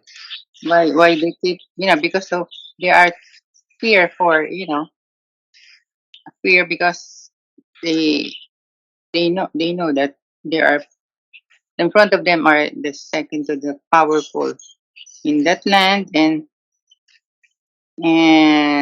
they're longing. I mean,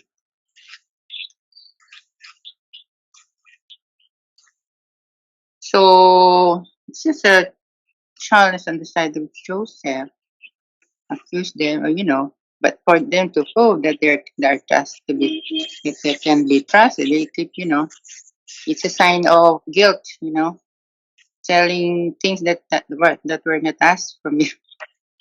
Keep talking, Yeah. sign But of guilt.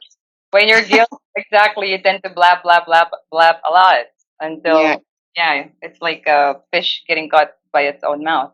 All right. yes. Mm-hmm. Actually, it's not. I don't think it's a part of the requirements just to have the food or to buy the food. So maybe that's one sign that made Joseph more aware of there are, they are guilty of something else. Hmm. So yeah, it's just and also because there are, you know, there are. the past regarding the attempt to kill him, some kind of uh but I don't still they are brothers and yeah, making an excuse just to making not really for them to to make it hard for them as a condition. It's just that uh as I said, they are those are just a test from Joseph. Uh and to prove themselves that they are really trustworthy, they can be trusted. Right. And hmm, what else? And that also, they were not just proving this to Joseph. God was Yeah. listening. So they were Mm-mm, also God was also allowing for Joseph to test his brother's heart and show whether mm-mm, they repented or not mm-mm, from of their previous sin. Okay. right.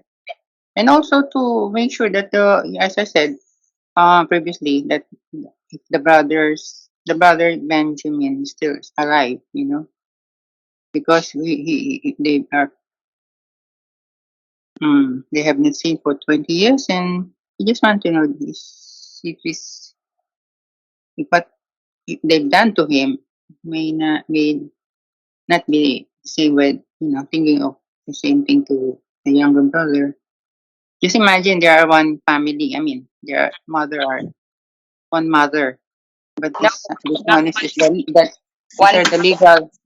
one Yes, these are the legal side. The family. mm, They are only two, but they are the legal. So it's a threat on their part. So yeah, that maybe Joseph wanted them to be confused or think of something, uh, that confuse them on what is really going on. Why this person is second to the powerful, mm. uh, asking for something irrelevant to the, for providing the reason Irrelevant why they. to Uh-uh, their mission, to the uh-uh, reason they're there in the first. Yeah. yes. Okay. So, uh-uh. All right. I think that's all. Thank you. Thank, thank you, Sister Cora. How Thank you, about sir. Brother? You're welcome. Brother Rika, how about you? What do these verses mean to you, or you know, what do you think is the overarching message here, in your opinion? To me, it stands out so like it's so easy. Um, when you do something, you don't think that nobody's watching you. Mm, Therefore, you think because no one saw you and you didn't get caught mm-hmm, that you got away with it. There's never going to be a consequence to it. You're never going to have to answer, explain yourself why you did the things you did. mm, And it shows here, whatever you do that's wrong, it's going to come back on you. And this is exactly, what it is. Um, although these guys got lucky because um, it's their brother Joseph. right. But imagine if it was somebody else, it would be pretty bad for them. But Mm-hmm. yeah, it just love your neighbor. That's what I would get out of it. Do them right. Yeah, Right. absolutely. Right. Okay. Thank you. Anything else, Federico? No, actually, this one is. I know it's still going on to the next page, but uh, no, it pretty much got summed up. As much as we read so far to be able to get that out of it. Um, I enjoyed it though. Right. Okay. Thank you. Thank you. Andrew, Florida, Sunshine, Florida. Now, Yeah. what are your thoughts on either those four verses, or you could just add the other verses from 9 to 20? Your thoughts. Well, Joseph had a quick wit about him. Picked up on about his brother, and he used that and talking to him very quickly, he thought up the idea of, I can use this to see my brother Benjamin, or for whatever other reasons, as we discussed, that he could have been doing it for. And I agree with everybody else. Yeah, I think they hit the points quite good. Right. And okay, you want to continue? Oh no, I'm done. Oh wow. Okay. Well, thank you. And thank you to everyone who gave their final thoughts. As for me, I can't help but notice if you guys go look again from where we started today, from verse 9 all the way to verse 20, 11 verses this covered. The whole conversation is all about spies. Can you count how many times did the word spy was the word spy mentioned? So many times, right?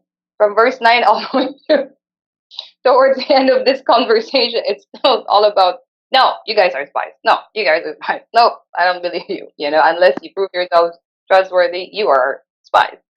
Um, so another thing is,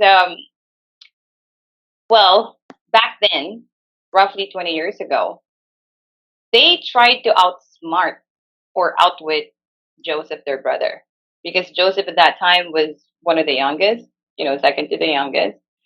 And they were all older brothers of his, and also, of course, the relationship of Joseph with their father Jacob.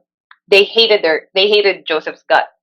All right, and now what they tried to do to Joseph back then, as in outsmarting Joseph, um, because again, also remember, like Joseph had a thing, like with his father Jacob, that oh, you know what, he would bring report, whether it was good or evil report. That this was mentioned in the previous chapters, that he was the one bringing report to his father about what was what were his brothers doing, right? So he was like the spy. Actually, in fact, he was the spy at that time, you know, towards his brothers, and now in the same way, he's now accusing his brothers that they were spies. So look at the twist there, you know. And this was 20 years later. And so, just like with Brother Rico and Sister Cora mentioned, it is essential. One of the lessons that stands out to me from these 11 verses is the lesson of being truthful. As they say, also be careful. There is a statement in the secular world that says something along the lines of, be careful whose toes, TOES, be careful whose toes you step on today, because you'll never know whether the same toes you've stepped on today would be the same toes that will step on you tomorrow. Something along those lines. So, as what Brother Rico said, you love your neighbor. Um, and it doesn't say love your neighbor today and then tomorrow you have to stab them on the back. When you say love your neighbor, it is something that we should be doing our very best, although it's challenging, because people are difficult, right? I am difficult. You guys are difficult too, to a certain degree. But then, no matter how challenging personalities, even our own family members, our friends, even get, to us on a daily, regular basis, we just have to really do our very best to, again, exhibit the fruit of the Holy Spirit, which we discussed briefly last meeting. Patience, forbearance, tolerance, love, kindness, we have to do our best to apply those principles and fruit of the Holy Spirit in our lives, no matter how difficult it may be. Because again, the truth of the matter is, when you did something wrong, and in the case of his brothers, they did Joseph wrong 2 decades ago. Now, 2 decades later, the same, the sin that they did, which by the way, they had not at that point apologized to Joseph for yet. They haven't had an opportunity to apologize to him. There's no forgiveness, and there was no closure yet. And the lie in the eyes of their father is still going on. They still have convinced their father that Joseph, their brother, was no longer. So you'll never know when the same lie or the same wickedness that you did towards your brother or your neighbor would hunt you and chase you and bite you later in your life. Sometimes when God punishes us, He punishes us immediately. You know, you did something wrong today, 5 minutes later, you get the repercussions of your action, or it could be the day after. But in this case, we can see that when something has not been repented of, or has not been, you know, there was no asking for forgiveness yet from Joseph. Well, you know, God made sure that the iniquity they did to Joseph was going to revisit them, his brothers. And not just by somebody else, not somebody else would punish them or, you know, put a closure to what they did, but it was the same exact person they wronged, you know, who now is in a position of authority to do whatever, you know, in his mercy, to do whatever he wanted to do with them. So, yeah, so being truthful, um, obviously try your best not to lie. We have to try very hard not to lie, because lying is not just, for one, disgusting in the eyes of God, but also it makes you get caught in a web of life. As they say, if you tell one lie today, that lie is going to balloon into a web of life. And also you will have to try to in order for you not to get caught, you would have to always be mindful of what you said, what version of your statement did you give yesterday or last week or last year to someone, so that 10 years later it will still connect. You know, your statement 10 years later and your statement 10 years ago would still make sense, would still tie up, you know. So you don't want to constantly be worrying about what did I say again, or writing scripts down on a piece of paper saying, "Oh, this is what I said, this and blah blah." Blah. That's a lot. That's a lot of work. You know, imagine how many people we lied to in the past, and how many people you have. You know, you must have written down on your piece of paper. That's a lot of scripts. You know, but you don't want to get yourself caught in that situation, because again, the bottom line is just be truthful, right? And the other thing that I wanted to mention is, um, you know, these brothers woke up one morning. Their father Jacob gave them an order. Hey, sons, good morning. I have a mission for you. Here's money. Go to Egypt and buy us some food, lest we die. Okay? It was another day. It was just an ordinary day to them. And here you are. They were saddling up their donkeys. Come on, brothers, let's go to Egypt. They were probably thinking, oh, excursion, food, food, food. You know, they were so excited. Little did they know that awaiting for them in Egypt was a different scenario. That they didn't they were not able to work up that scenario in their heads. Now they're faced with a difficult predicament situation here, that just like what Sister Cora said, they came to Egypt for food, and then all of a sudden there's brother Benjamin. Like, what's going on? You know. So what I'm saying is, for us on a daily basis, you might think you're waking up to an ordinary day. Little do you know that God has a plan to either test you or give you a mission that you probably did not anticipate or had not anticipated would be given to you. Ultimately, the bottom line is we always have to be ready, you know, no matter what. Like now, it looks like everything is, the water is still.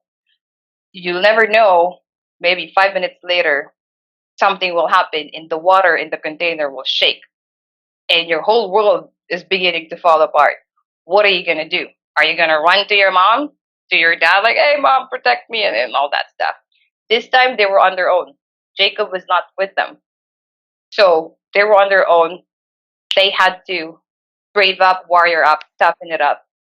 And so if you are an individual who believes in God, the deeper the deeper you are rooted to His Word, the more prepared and ready you are for whatever controversies or difficulties in life that the enemy might throw at you or even test God Himself will give on a daily basis. So don't let your suit of armor, which is the Word of God, down. Always make sure to suit up. Always be prepared because you'll never know what's awaiting for you tomorrow or on the days to come. All right. So actually, yeah, and the spice, I want to address that, but maybe next session because my thoughts on that is not in the book of Genesis, but it's in an extra biblical manuscript. So maybe at the end of this chapter, I will mention that to you guys. Why Joseph kept calling them spies? There is a kind of a side story. So, anybody else? Brother John, Rico, Sister Cora, Florida. I'll just call you Florida. Andrew. I like the sound. Yeah. Florida. All right. Rico, any other additional thoughts? I don't have anything, Chevy. Nope. Brother John, how about you? No, I don't have any. Okay. Sister Cora, anything else that you would like to share?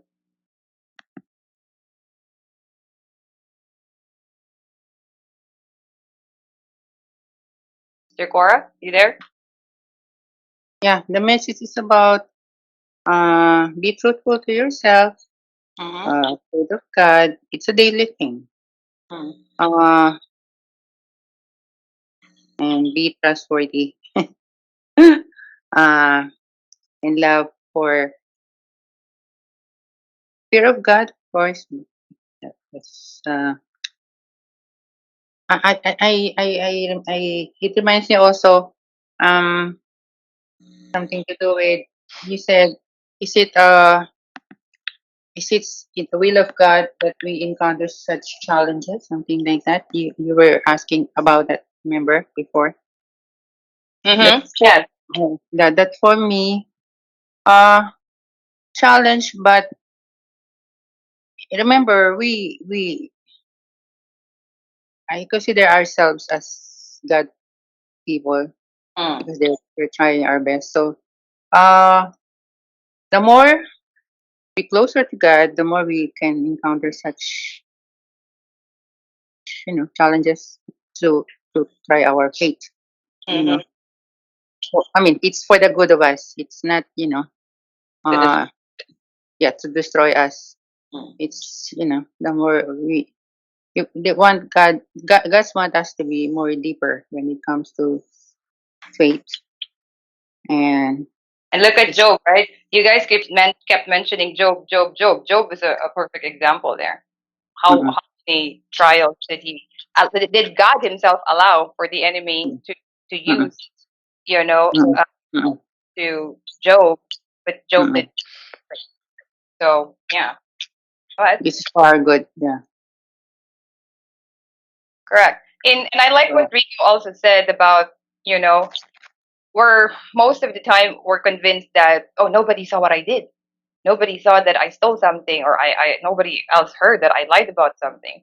Then I can keep lying, or I can keep being deceptive. But that's not the case, right? Because we're all naked in the sight of God, Yes. before God. I mean, Yes. He knows everything. Even though your family members or people, no human being saw you or heard you say something, or Mm, saw you did something, mm-mm. God knows what we've done Yes. and what we're still doing. And Yes. so that's the fear that we have to watch out for. Not the Yes. not the relationship with our brothers and sisters that we're so scared to break. Mm-mm. Obviously, we're not supposed to, like I said, wrong others too. But ultimately, the first commandment says, "Love God with all of your heart, mind, and soul, with all of your strength." So that's Mm-mm. the one relationship that we must not try to break at any point in time.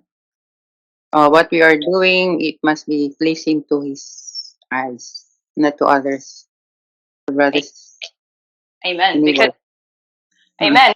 Because when you're doing things that's pleasing in the eyes of God, ultimately that will be Mm-mm. pleasing in the eyes of others too. Correct? If you're just doing the Mm-mm. right thing all the time to please God, ultimately you will be able to please your neighbors because Yes. you're always on the right side of things. Right? Although Yeah. sometimes some people might not appreciate it, the enemy. Mm-mm. So, Alright. yeah. I don't mind. Hmm. But as long as in my heart, and what I did is, for them. I mean, for their sake. Correct. And It will not uh, something be appreciated all the time. But anyway, yeah, we're doing alright. it for God, not really for the people. So, Yes. all right. Awesome. Okay, thank you guys, and thank you to all of you on the internet there. So I think it's now a perfect time for us to close the session with the prayer. I wonder, Andrew, Florida, would you like to say the closing prayer for us, please?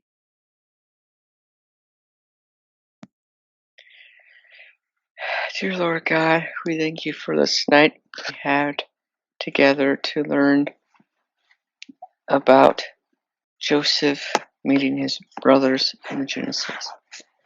We pray that the lessons and the wisdom we can learn from this, that it will be gleaned and that we will grow spiritually from it. And help us all to have a good day and night. In Jesus' name I pray, amen. Amen. All right. Brother Rico, I Amen. have priestly blessing on my screen, but you can also point your nose.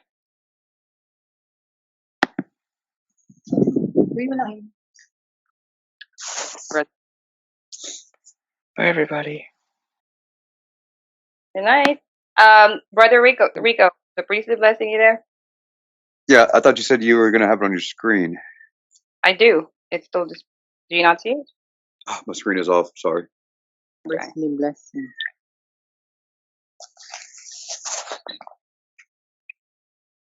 Okay. All right. And the priestly blessing. The Lord bless you and keep you. The Lord make his face shine on you and be gracious to you. The Lord turn his face towards you and give you peace. And Shalom.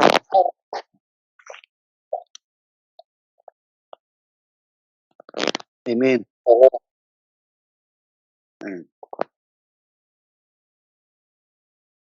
all right, everyone. Thank you for joining us today. Um, we'll see you this coming Friday or Saturday, whichever part of the world you live in. And to those who are listening on the internet, perhaps next meeting or next week, we will go over very quickly the schedule with you guys so that you know which days you would anticipate, we have Bible study sessions on, and also time of the day. Again, whether you're in the Americas or Africa, Europe, Asia, or the Pacific. All right. So thank you. Be blessed, everyone. Love you. See you this weekend. And thank you again for today's session. bye, everyone. Thank God bless you. y'all. Bye bye, everyone. Bless you all. And See y'all next keep time. safe. God Have a bless. wonderful See you next week. time. God bless. Yeah. Mm. Bye, Thank everyone. you. Yeah, keep safe. Bye bye.